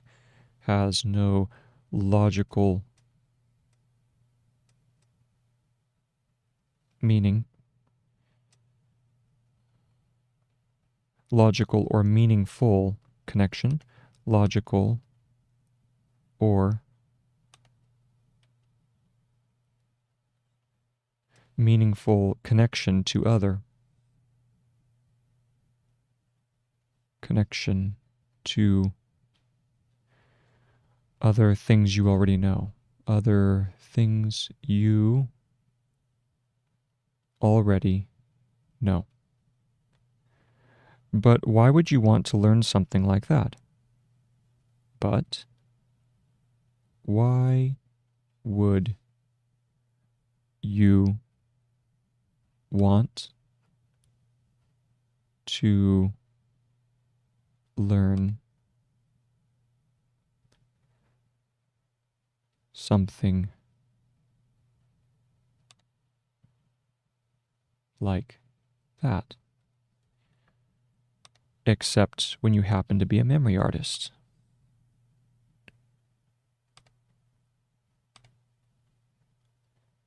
Like that, except when you happen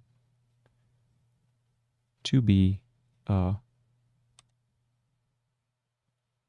memory artist.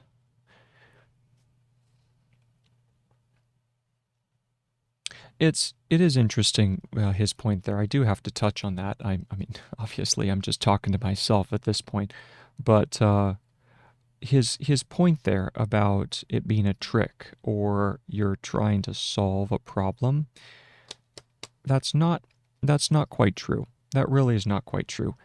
It's that you using a mnemonic ability it's not fixing an artificial problem. It's that there are some forms of information, there are some patterns of thought that are necessary to know, but the brain doesn't like it. The brain doesn't understand it in the way that it sticks in the mind. So the purpose of a mnemonic device, the purpose of the memory arts, as he calls them, are there to create a scaffolding on which the brain is then able to build. The brain is then able to take, yes, it's an artificial scaffolding. The brain is able to take that artificiality and hold on to it long enough in order for you to then incorporate the knowledge into your long-term memory. So I don't think he's being completely fair to the world of mnemonics in his breakdown of the and he really doesn't add much further nuance to that point.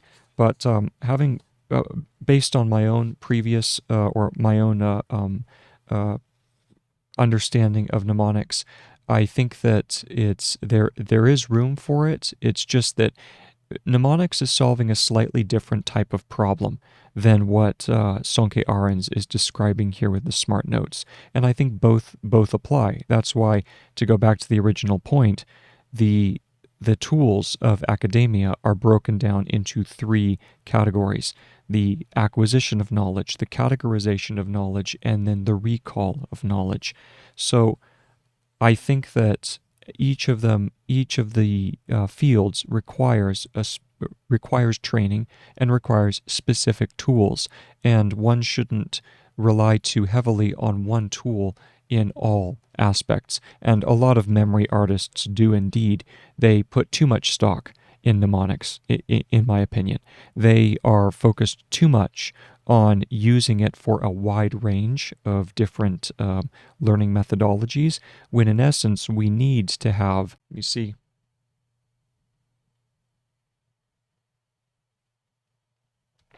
hopefully we reconnect here. Let me check it in.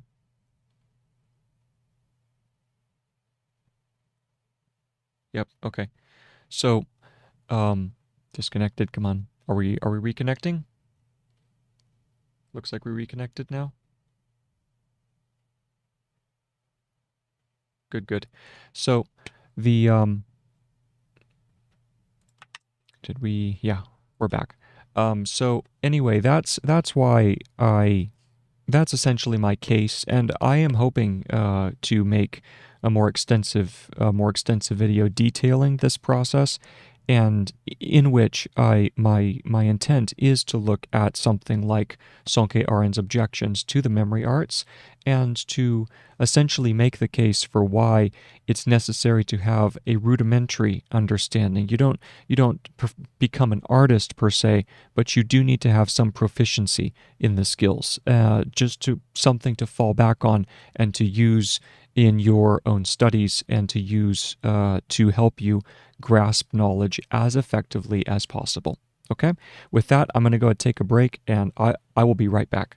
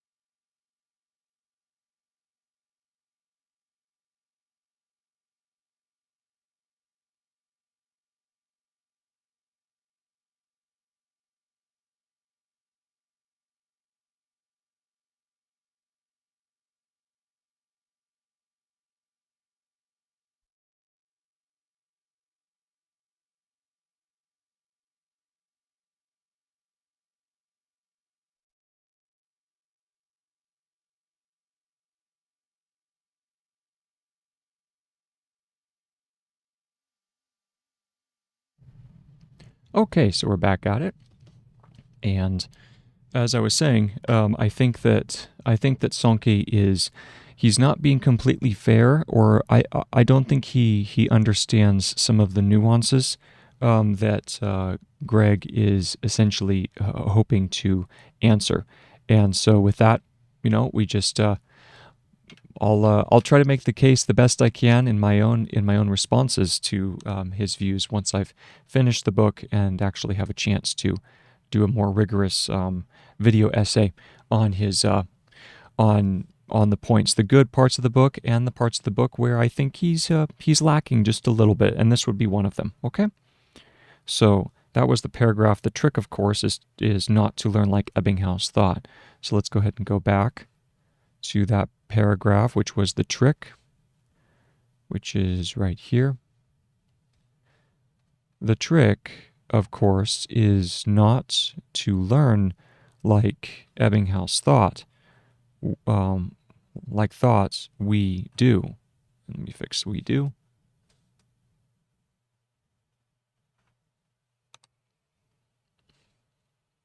Like Ebbinghaus thought we would learn. Like Ebbinghaus thought we would learn by banging the information into our heads. Memory artists instead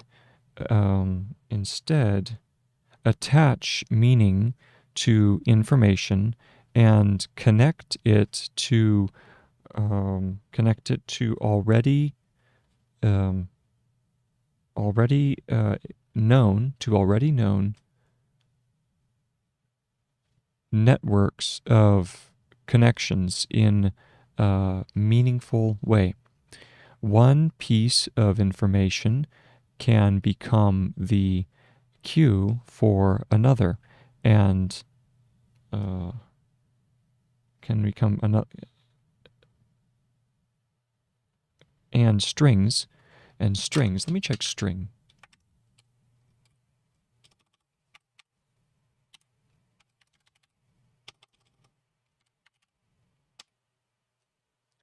STR, oh, okay, STRE. Okay, let's go ahead and fix that here.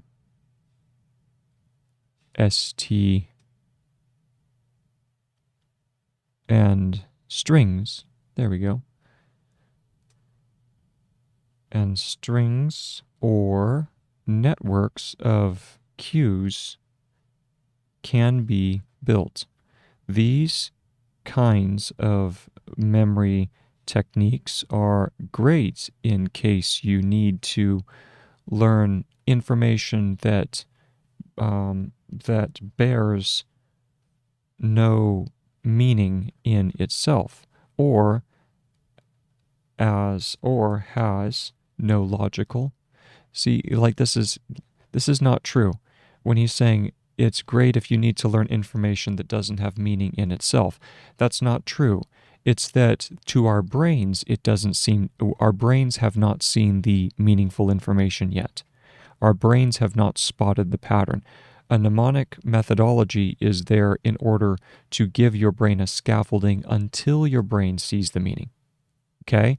It gives you that ability to hold on to it longer so that your brain suddenly says, oh, I suppose this is important enough for us to pay attention to.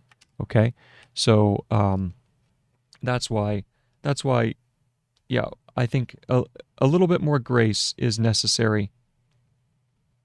A little bit more grace is necessary to the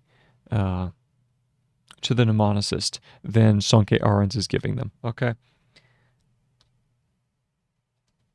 So as I said, we'll keep on going. Or has no logical or meaningful connections to other things you already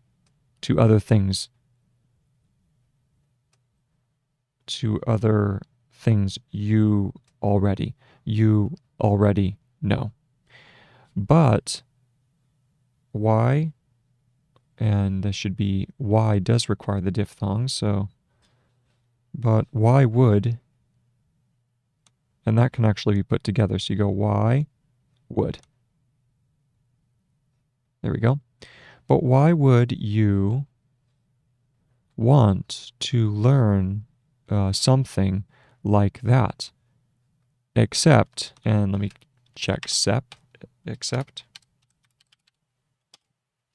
That is correct, so we need the S just to be a little bit smaller.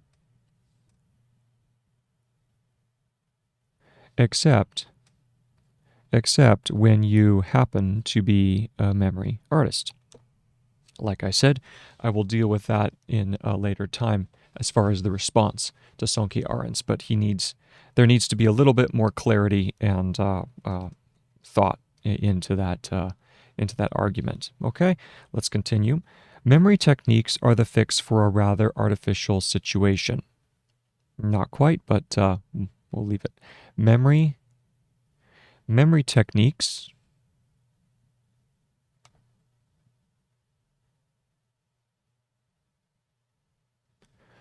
are a fix for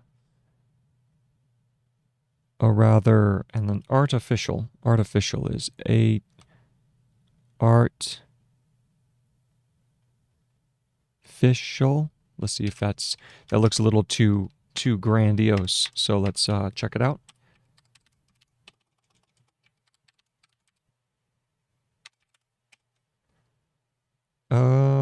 Or relatively close. It just there's no need for the L, and there's no need for the top E vowel. So we go R, artificial. Okay, for a rather artificial situation, like so.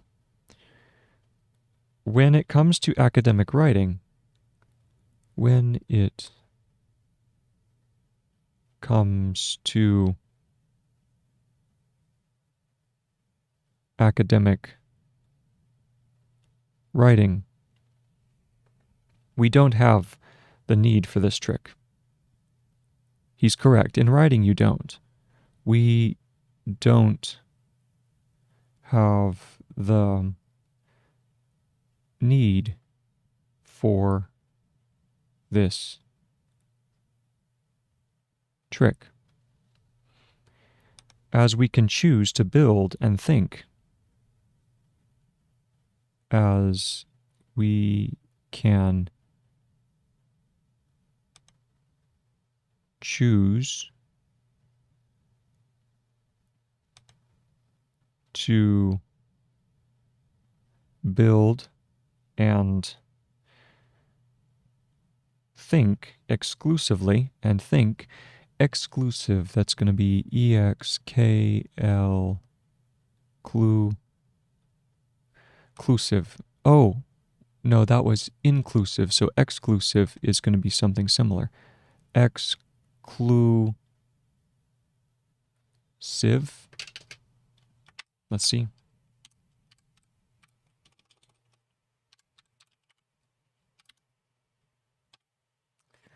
Oh, it's EX and then civ. That's right. We get to use the EX prefix for extra. X and then civ. Exclusive. Okay. Exclusively. We just add that to the end. We can choose to build and think exclusively within meaningful contexts. Within meaningful contexts. Abstract information like bibliographic references. Abstract is going to be AB, ab, STR, STRK. Is that abstract? Might just be abstract. Let's see, abstract. Abstract. Yeah, just a K. Just a K added to the end is all that's necessary. So we have ABSK for abstract. Abstract information, like bibliographic references, like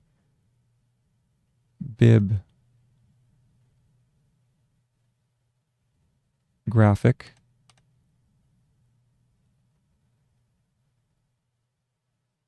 references can be stored externally. Can be stored externally. And let's move this down here. Externally, okay? Abstract information like bibliographic references can be stored externally. There is no benefit in knowing them by heart, obviously, and that's not the purpose of mnemonic devices anyway, but once again, I'm being snarky and that's not right, so we'll just keep on going. There is no benefit in knowing them by heart, which no one was asking that in the first place. In knowing them by heart. Period. Everything else better bear meaning. He's right. Everything else better bear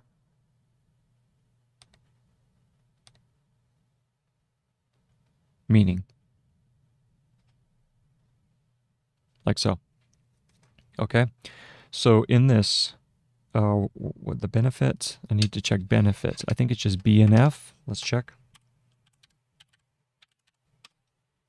Yep, B and F. Let's make the F just a little longer.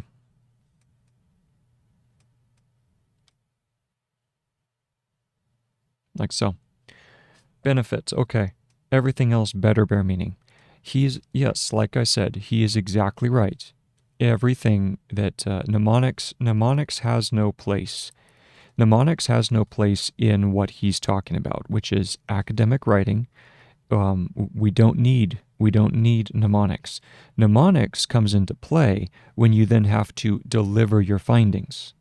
When you are speaking to people, when you are trying to recount information, when you are needing to create a cohesive structure and argument for presenting facts, emotions, psychological disturbance, noise, trying to read a crowd, all those different aspects that come to transmission of information, okay? It's very hard to grasp just the meaningful information of a talk by itself, especially when you're preparing. You need to have a facility, you need to have a stream of consciousness, if you will, when you are presenting information. And now, of course, you can, by rote practice, you can get to the point in your delivery style where you don't have to, where you're not thinking about the crowd. You understand your information so well that you can just deliver it off the cuff. Most people are not that way. Most people require a little bit more training, a little bit more preparation before they're able to accomplish the work that Sonke is speaking of. So that is where mnemonics comes into play. Mnemonics comes into play by creating even more sticky contexts for information.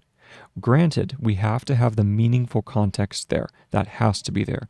But what mnemonics does is it says, along with the meaningful and logical cohesion of an argument, there are other visual cues, auditory cues, spatial cues. It takes the whole range of human experience and it boils it down to one set of tools, okay? One set of tools that you can rely on, you can master, you can become proficient at, so that in any given context, you're able to deliver the message that you were supposed to deliver.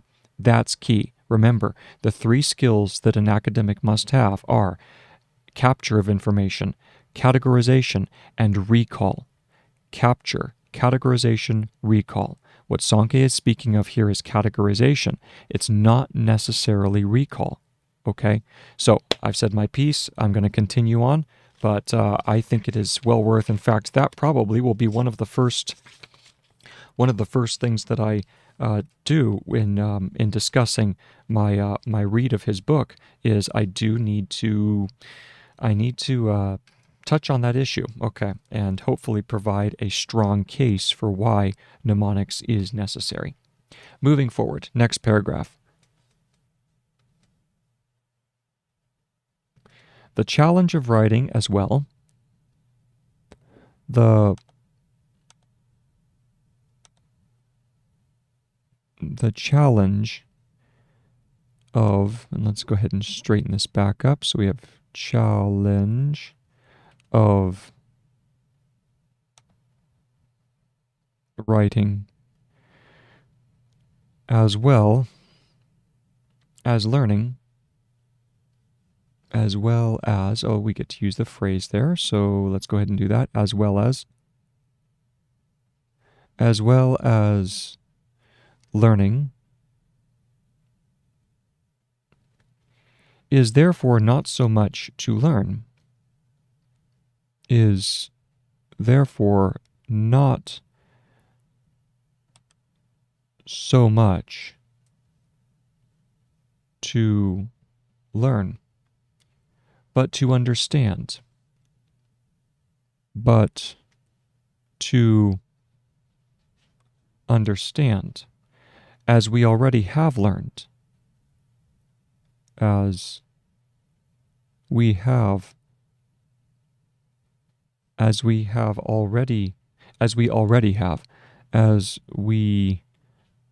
already have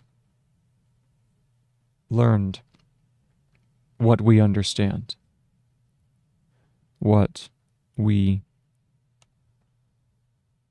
understand.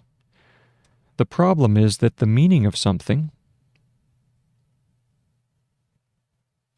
the problem is that the meaning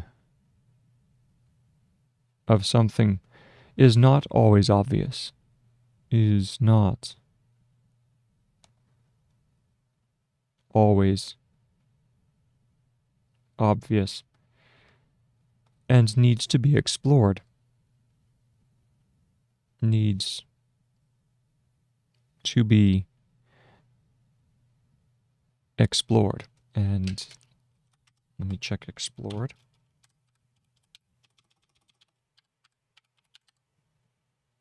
There we go. EXPLR.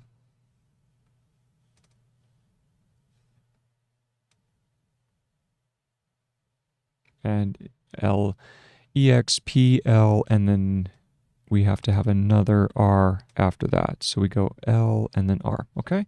Explore, and then ORD, we simply add a D. It to be explored. That is why we need to elaborate on it. That is why we need to elaborate on it.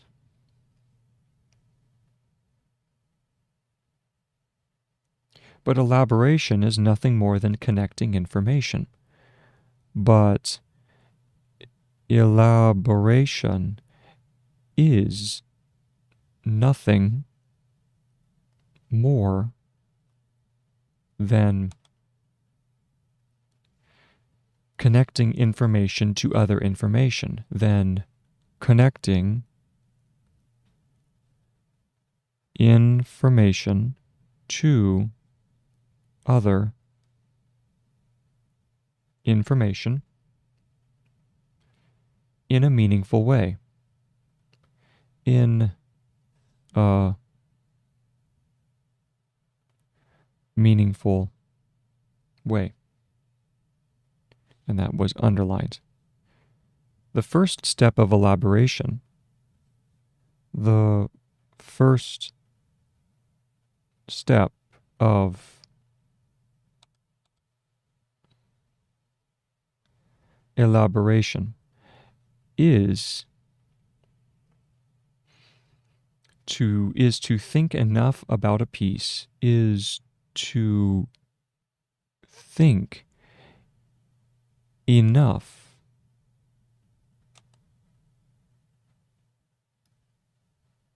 about a piece of information so we are able to write about it.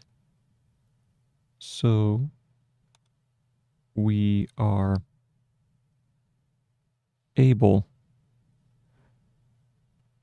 to write about it. The second step is to think about it. The second step is to think about it.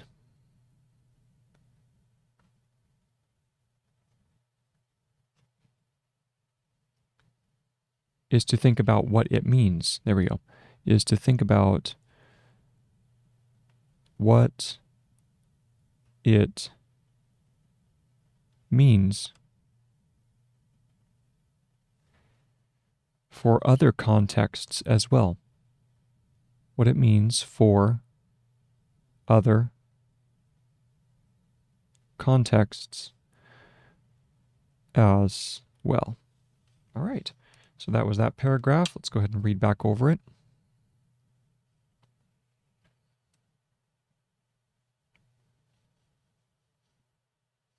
Here we go. Starting at the challenge. The challenge, or the challenge for? The challenge of. Ooh, what is that? The challenge of. That should be an of. I need to check challenge again. Nope, I'll grab the line.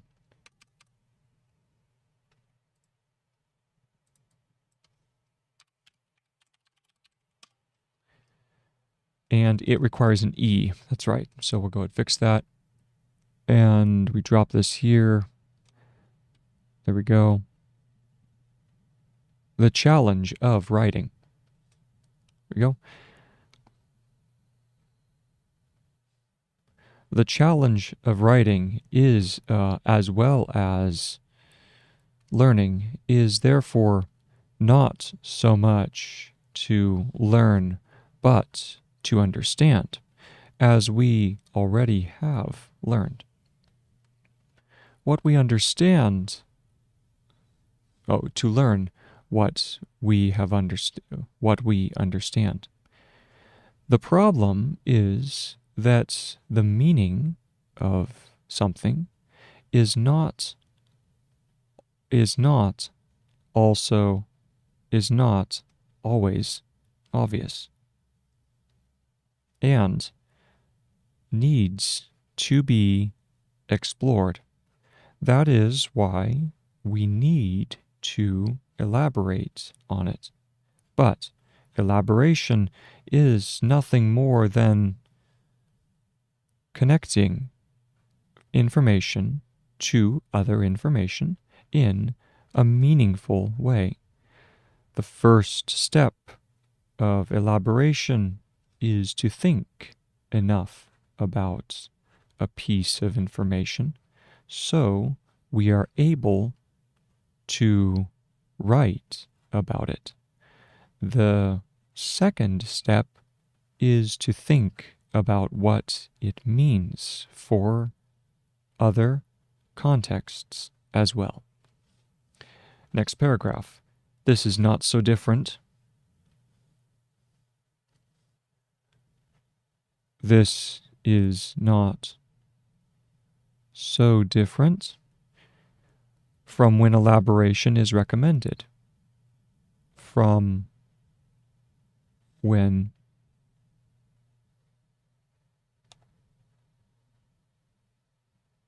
elaboration is recommended.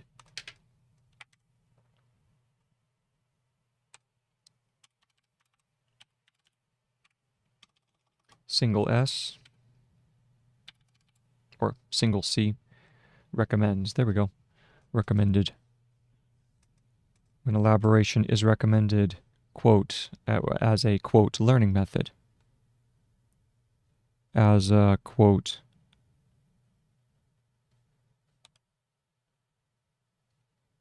learning method, unquote. As a method, it has been proven to be more successful than any other approach. Yep, exactly. As a method, it has been proven.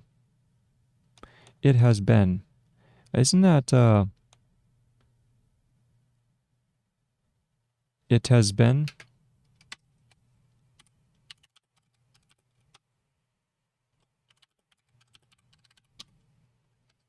Yes. There we go.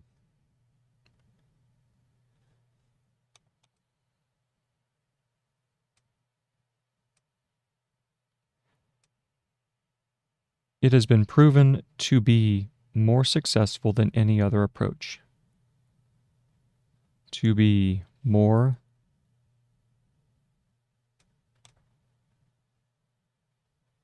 successful than any other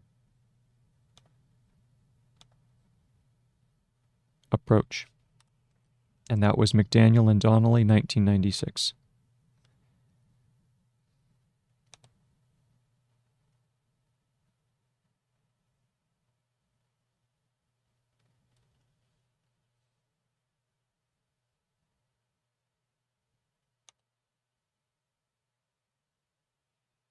Donnelly, 1996.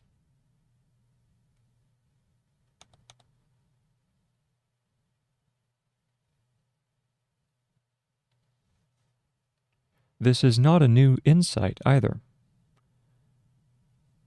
This is not a new insight either. After looking at various studies from the 1960s,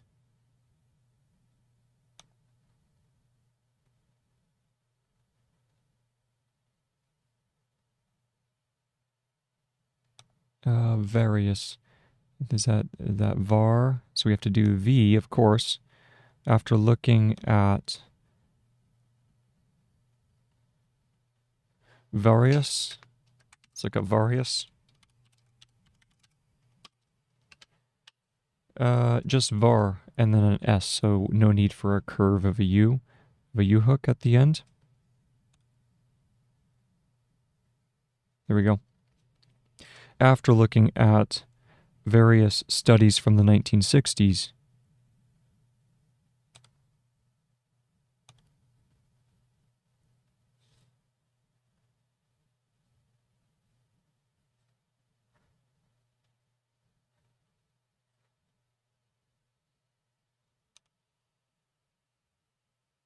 until the early 1980s,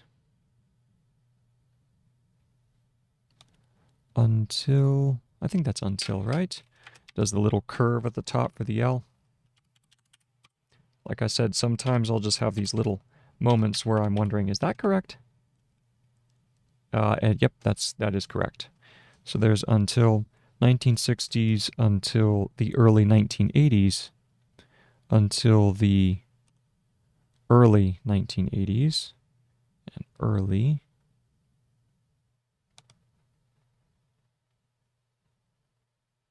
Isn't that ERE?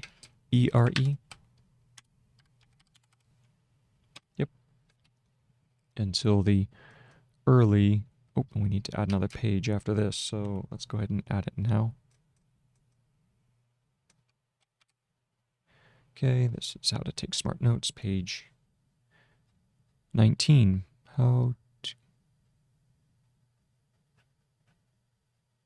Section 11, page 19.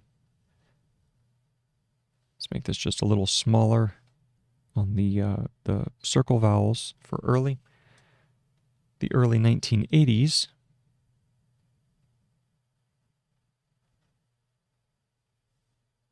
Okay. Comma. Barry S. Stein. Barry And then we do, I think for this we do S, if it's the initial. Barry, S, and then Stein.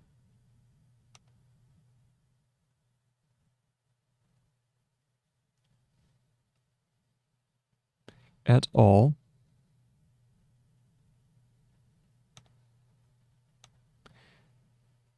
Summarizes. This is going to be S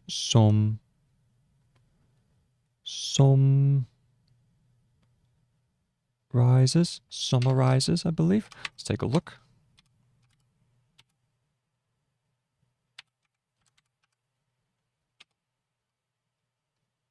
Yes. Different spelling because this is British spelling versus American. American uses the Z, British uses the S. Summarizes, just curve it back around. Quote, the results of several recent studies,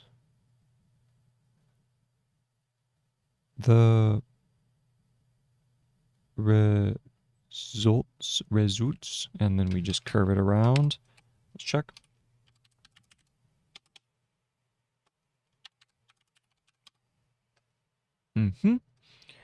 The results, let's go ahead and curve the R just a little bit more up here, curves around, down, and then there. So there's results. The results of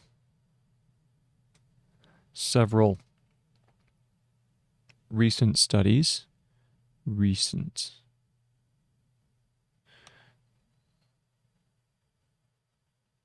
curves around, doesn't it? Other way. Take a look.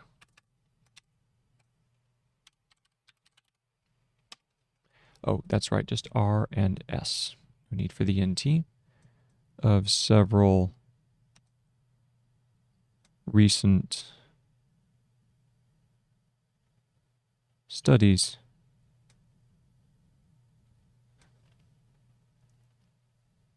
support the hypothesis. Support the hypothesis. So this is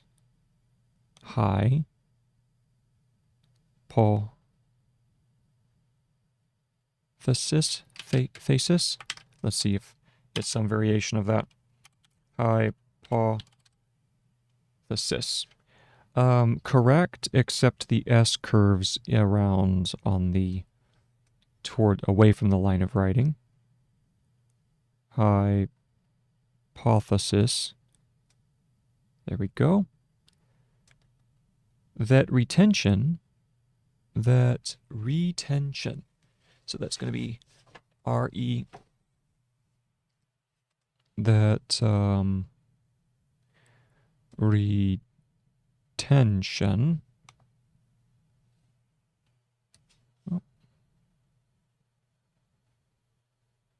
Retention. Let's go ahead and check and see if that is correct. Retention. Oh, pull back. Retention.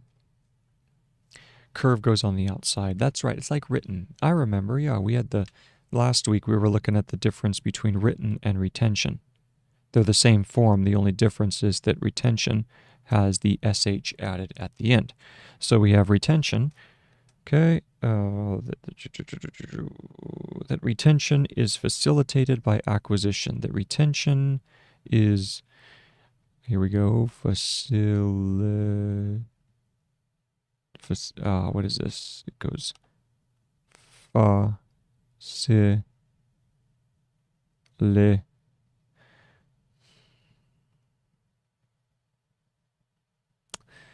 does it curve on the inside? Facilitated.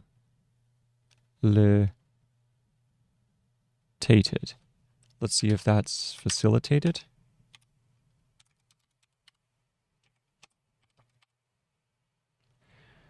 Yes, and that would be facilitated. There we go. So we just add another line afterwards. It's facilitated. The L has still got to be just a little longer. There we go. Facilitated.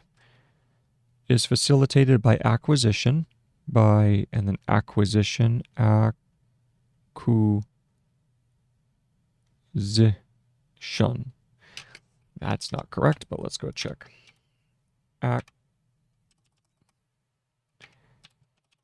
Acquisition.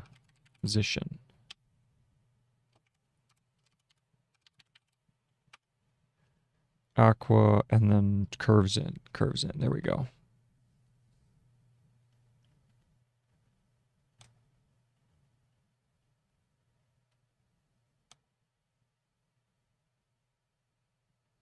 Acquisition.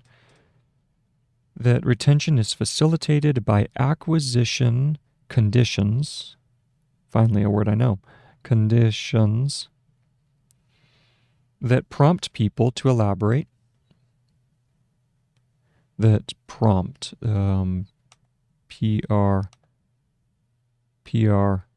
Impt. Prompt. See? Could just be PRMP as well.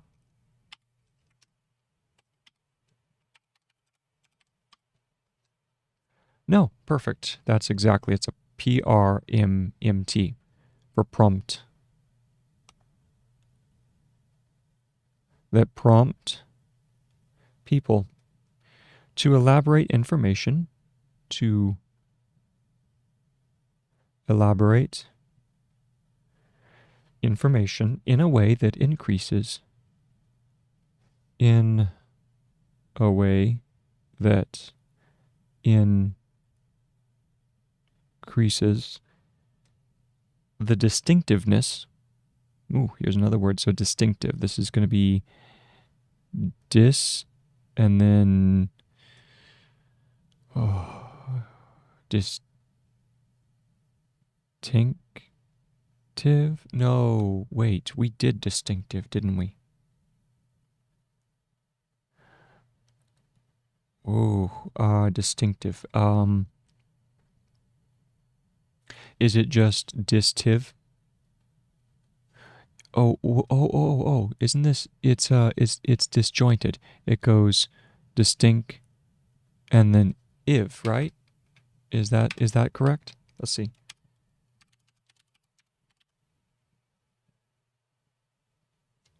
Distinction and yes, so we have dist and then distinctive and the ness is just added to that. So we go distinctiveness, like that, distinctiveness, okay? Of their memory representations, of their memory representations. I seem to remember that this is a case where we go like two forms together, right? Representation, because we have rep and then shuns, representations maybe?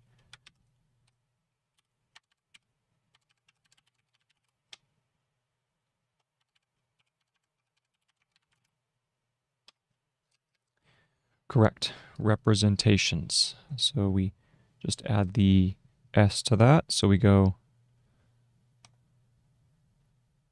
representations, like so. And that was the end of the paragraph. Or yes, the end of the paragraph as well. So this one was Stein et al. 1984. Good year. Stein et al. 1984. Page 522. That was a long book.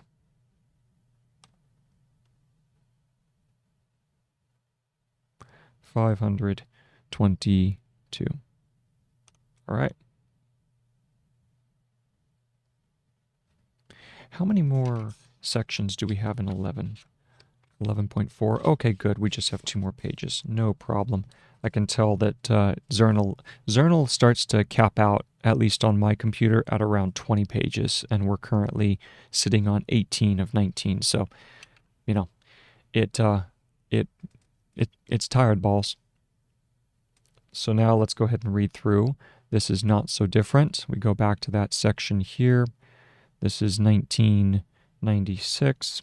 That was in McDaniel and Donnelly, so we're going back a little earlier, looking for this. Or also we're also looking for the paragraph marker if I've dropped it. So this is not so different is what we're looking for. And it could be, yep, there it is. Wait, no, that is the challenge, so it must be lower down. There it is. This is not. So let's go ahead and drop a paragraph marker, and we begin. So here we go. This is not so different from when elaboration is recommended as a, quote, learning method. As a method, it has been proven. Oh, I forgot proven to be. As a method, it has been, and then proven. So proven is PRV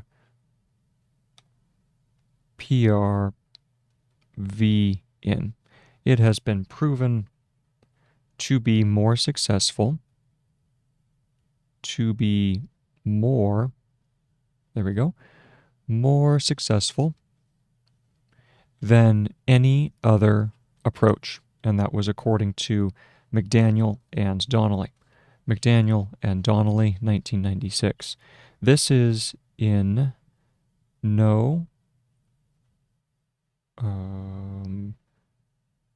this is not, there we go. This is not a new insight either. This is not a new insight either. After looking at various studies from the 1960s until the early 1980s, Barry S. Stein et al. Summarized the results of several recent studies support the hypothesis that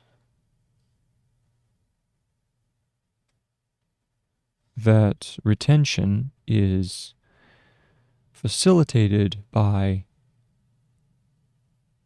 acquisition conditions that prompt people to elaborate information in a way that increases the distinctiveness of the memory representations. That was Stein et al., 1984, page 522. Okay.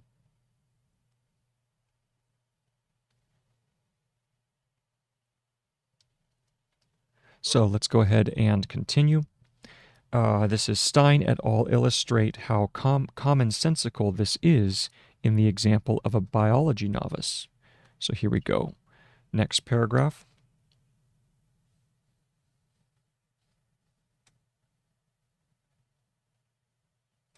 Stein et al. Illustrate how commonsensical this is. Illustrate. That would be... My guess is that it's illustrate. And then STRA. Illustrate. Let's check and see if that's correct. Even easier. It just is illus for illustrate. So we just do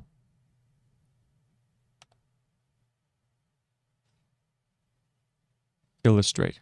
Okay. And is that how straight is used throughout, or is that just common for illustrate?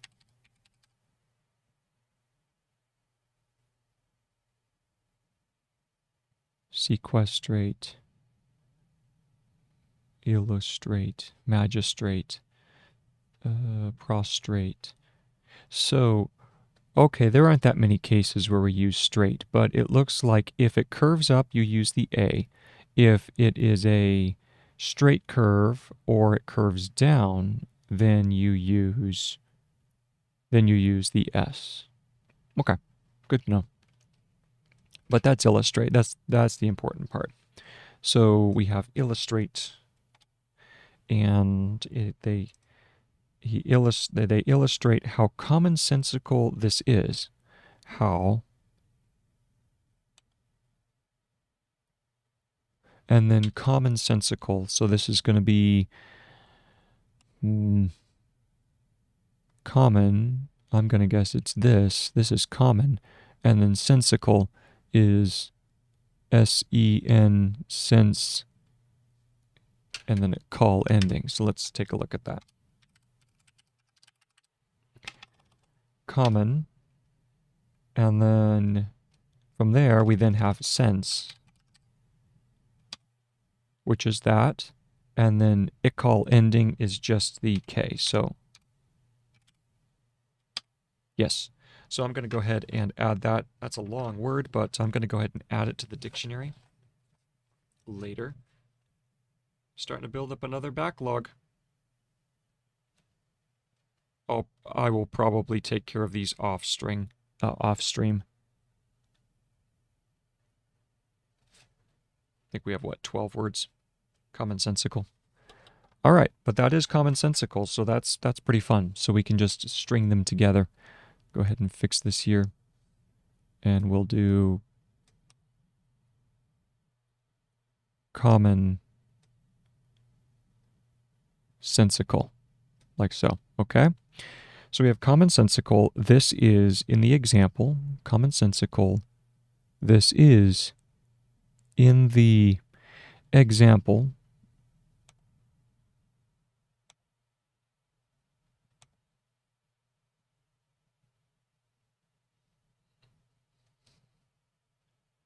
of a biology novice. And then biology. This is going to be biology. Check and see if that's correct. Oh, it's even easier. It's just the bi and then the O, the ology ending. And ology, the O curves in the opposite direction.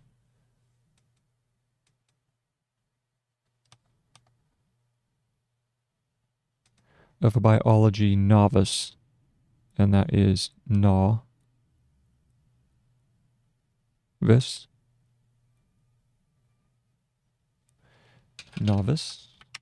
Check and see if that's correct. Yep. All right. Who learns the difference between veins and arteries? Who learns the difference between veins and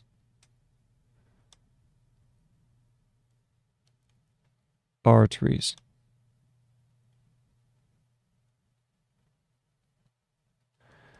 Looks like arteries to me, but we'll check. First, vein is not in the lineup. I mean, it's so easy, but once again, I think this dictionary is useful to more people than just me. So, and then we need to check artery. So vein is not there, but what about artery? Artery. Artery is, which is interesting. So vein's not there, but artery is. Go figure. All right, so let's go ahead and fix this up. No need for the extra E. We have arteries and colon, right? And then in square brackets, he may find it difficult at first may find it difficult at first to understand. At first to understand and remember that arteries to understand and remember that arteries have thick walls.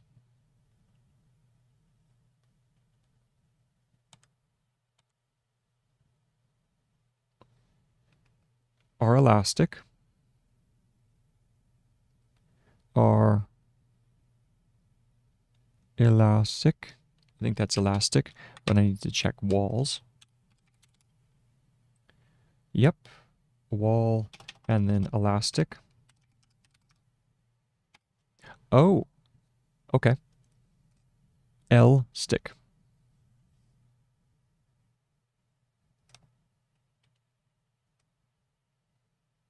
Oh, that reminds me. Looking at that, I want to look up electronic. That's electron, so I need to make electronic.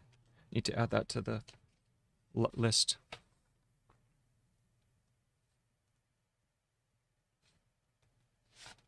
Electronic. Okay, going on. To understand and remember that arteries have thick walls, are elastic, and do not have valves. Close the comma, and do not have valves, and do not have valves. So this is going to be valves, like so.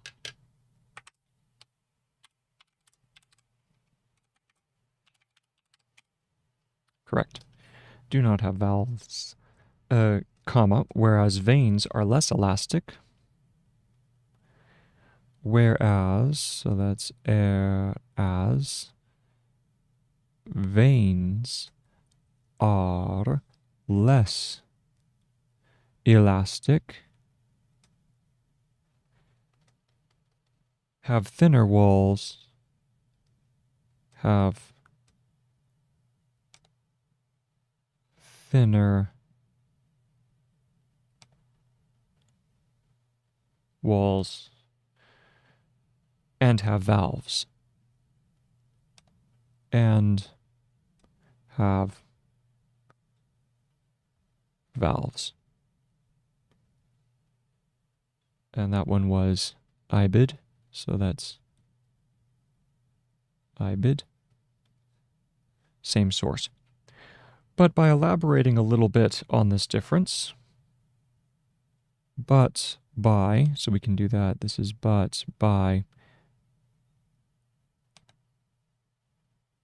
elaborating a little bit on this difference, elaborating, now little, I think little does require the full L, right? Nope, it's just LIT, all right. A little bit on this difference, on this difference, and asking the right questions, and asking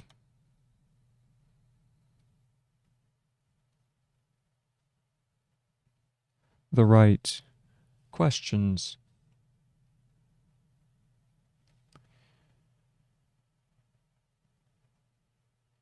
Comma, like why?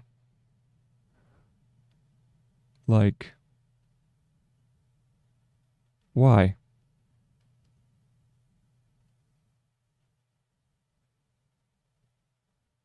The students can connect this information with prior knowledge. The students can connect this information with prior knowledge. Prior, so this is P prior, I believe. Let's take a look.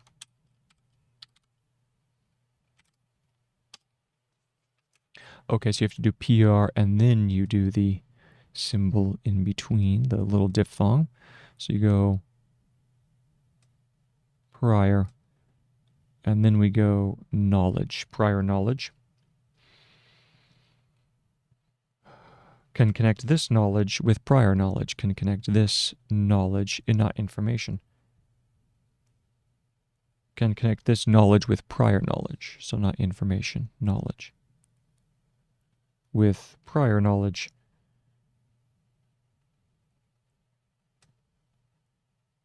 comma, like their understanding of pressure. Like their understanding of pressure. So that's P-R-E and then shu, pressure. See if that's pressure.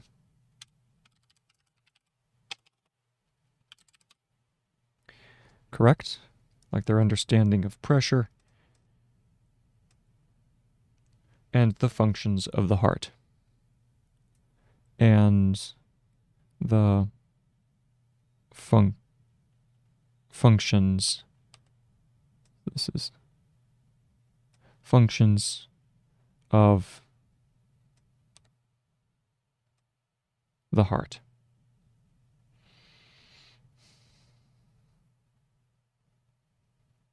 Just by making the connection to the common knowledge. So we go just by making the connection to the common knowledge that the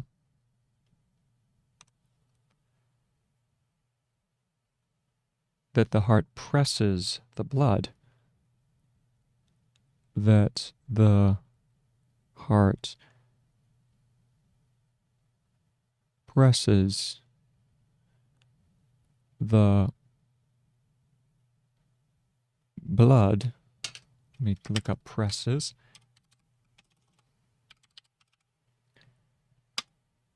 And then presses and then we need to check blood. Correct.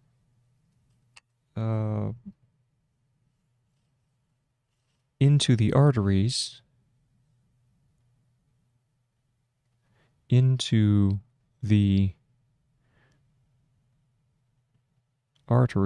comma, they immediately know that these walls need to sustain. And then immediate is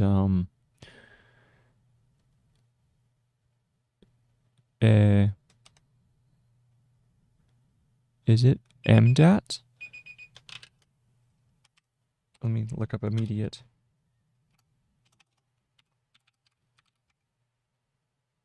Oh no, it's Emmy. That's right.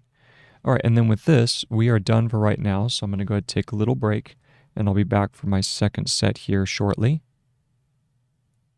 They immediately know that these walls, so let's go ahead and finish out the sentence at least. They immediately know that these walls need to sustain more pressure. Need to, and then sustain is S. I think it's S, S, and then TN, right? SSTN? Sustain? Check that out. SUSTAN. Oh, it curves back in on itself. Needs to sustain. So let's go ahead and fix that.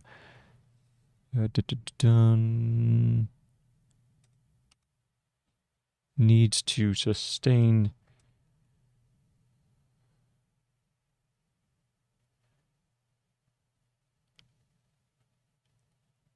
more pressure, which means they need, so it needs to sustain more and then pressure. So we go PR, sure, more pressure.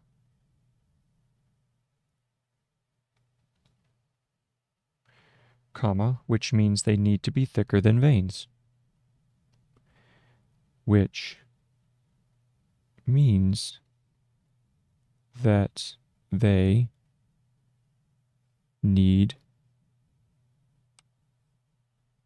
to be thicker. Oh wait, that's not right. It goes, thick is gonna be, no, it doesn't curve down because that makes it an R.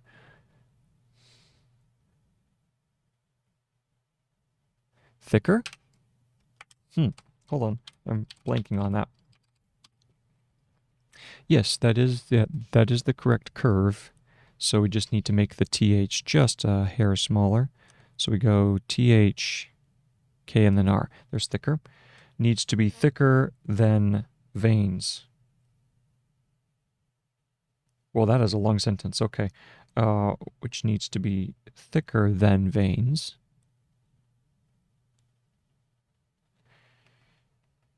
Comma, in which the blood flows back to the heart. Comma, in which the blood flows back to the heart with less pressure. With less pressure. All right, there's the end of the... Wow. You know what? I have, two... I know it's a matter of pride, but I just have 2 sentences left before I'm even done with this paragraph. I'm just going to push on through and then read. That way I can start off on the next page. Nice and easy. So let's go ahead and keep on going. And of course, this makes valves necessary. So, comma. And of course, and of course, oh, and this one, and, comma, of course, comma. This makes valves necessary. This makes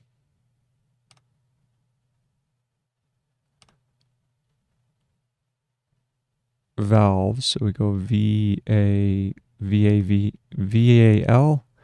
V-S. Oh, come on. Here we go. This makes valves necessary to keep the blood from flowing back.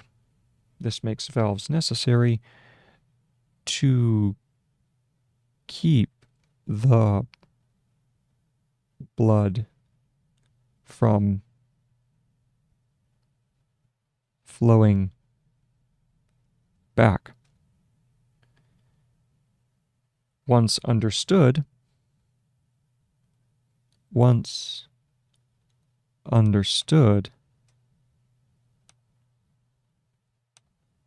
ST, comma, the attributes and differences, attributes is going to be attrib, so that's going to be AT, and then at the base probably, the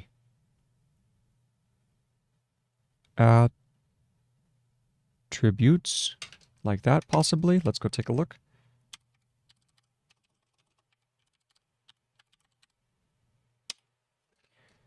Yep, it doesn't even require a U at the base, so we'll just fix that up here. We go at the attributes and differences, and differences are almost impossible, are almost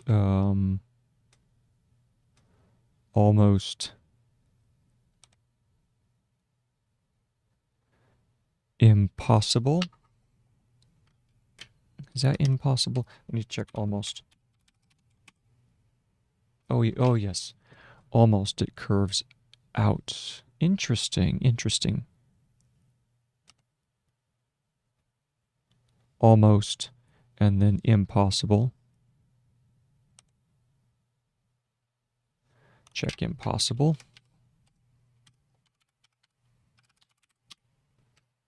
And it does require the S on the end. Impossible to disentangle. To disentangle. I know dis, and then entangle. Let me check that. There we go. Disentangle.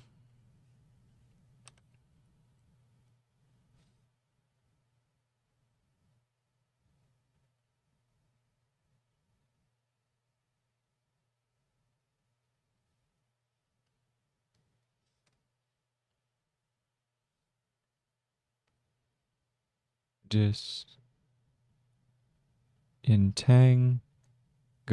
There we go. To disentangle from the knowledge, from the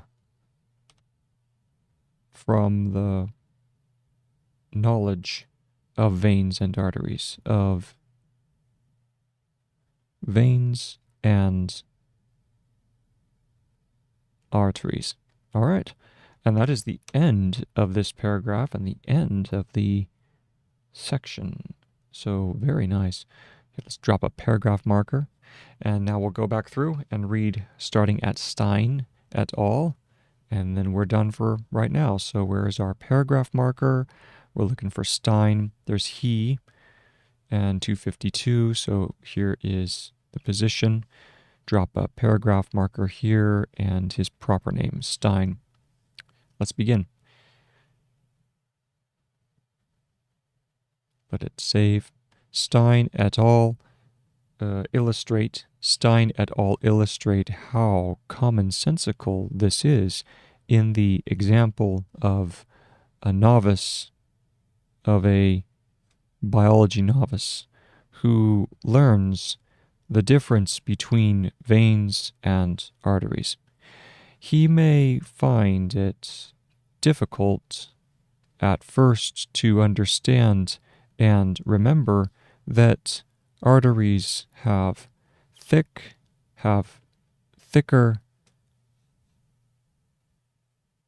yeah. Ooh, that's not correct. That's thir. So we need to do thick. There's thick.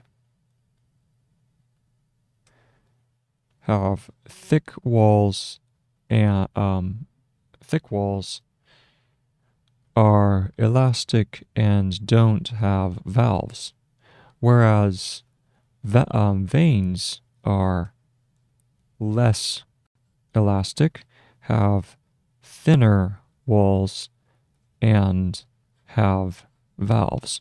And that was Ibid.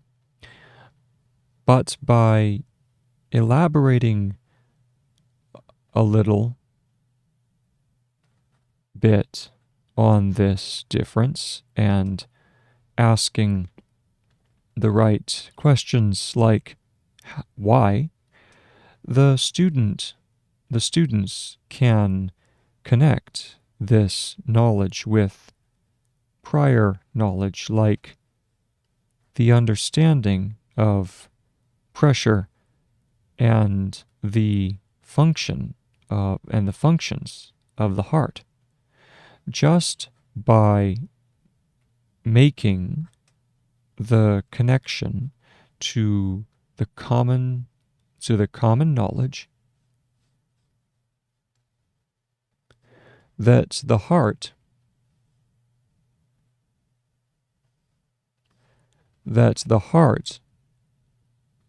presses the blood into the arteries, they immediately know that these walls need to sustain more pressure, which means that they need to be thicker or thicker than veins, in which the blood flows back to the heart,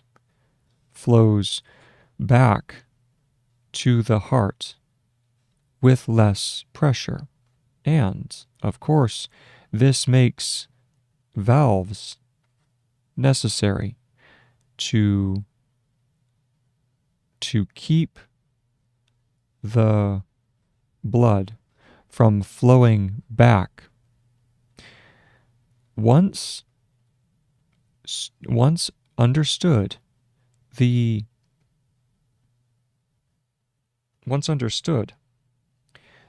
attributes and differences are almost impossible to disentangle from the knowledge of veins and arteries. And that's the end of the paragraph. All right. Very good. So that's it for right now. Thank you very much for joining, and hope everyone's having a wonderful day. This was the 3-hour session on demonstration of acquiring the skills of shorthand, and also just understanding of how to categorize and think about information in general. If you're interested in picking up a copy of the book yourself, there's a link in the description below this video, and there's also a link to the website that I've been using to demonstrate the correlation between orthographic spelling and the Gregg forms. All right, hope everyone's doing well, and have a blessed day. Bye-bye.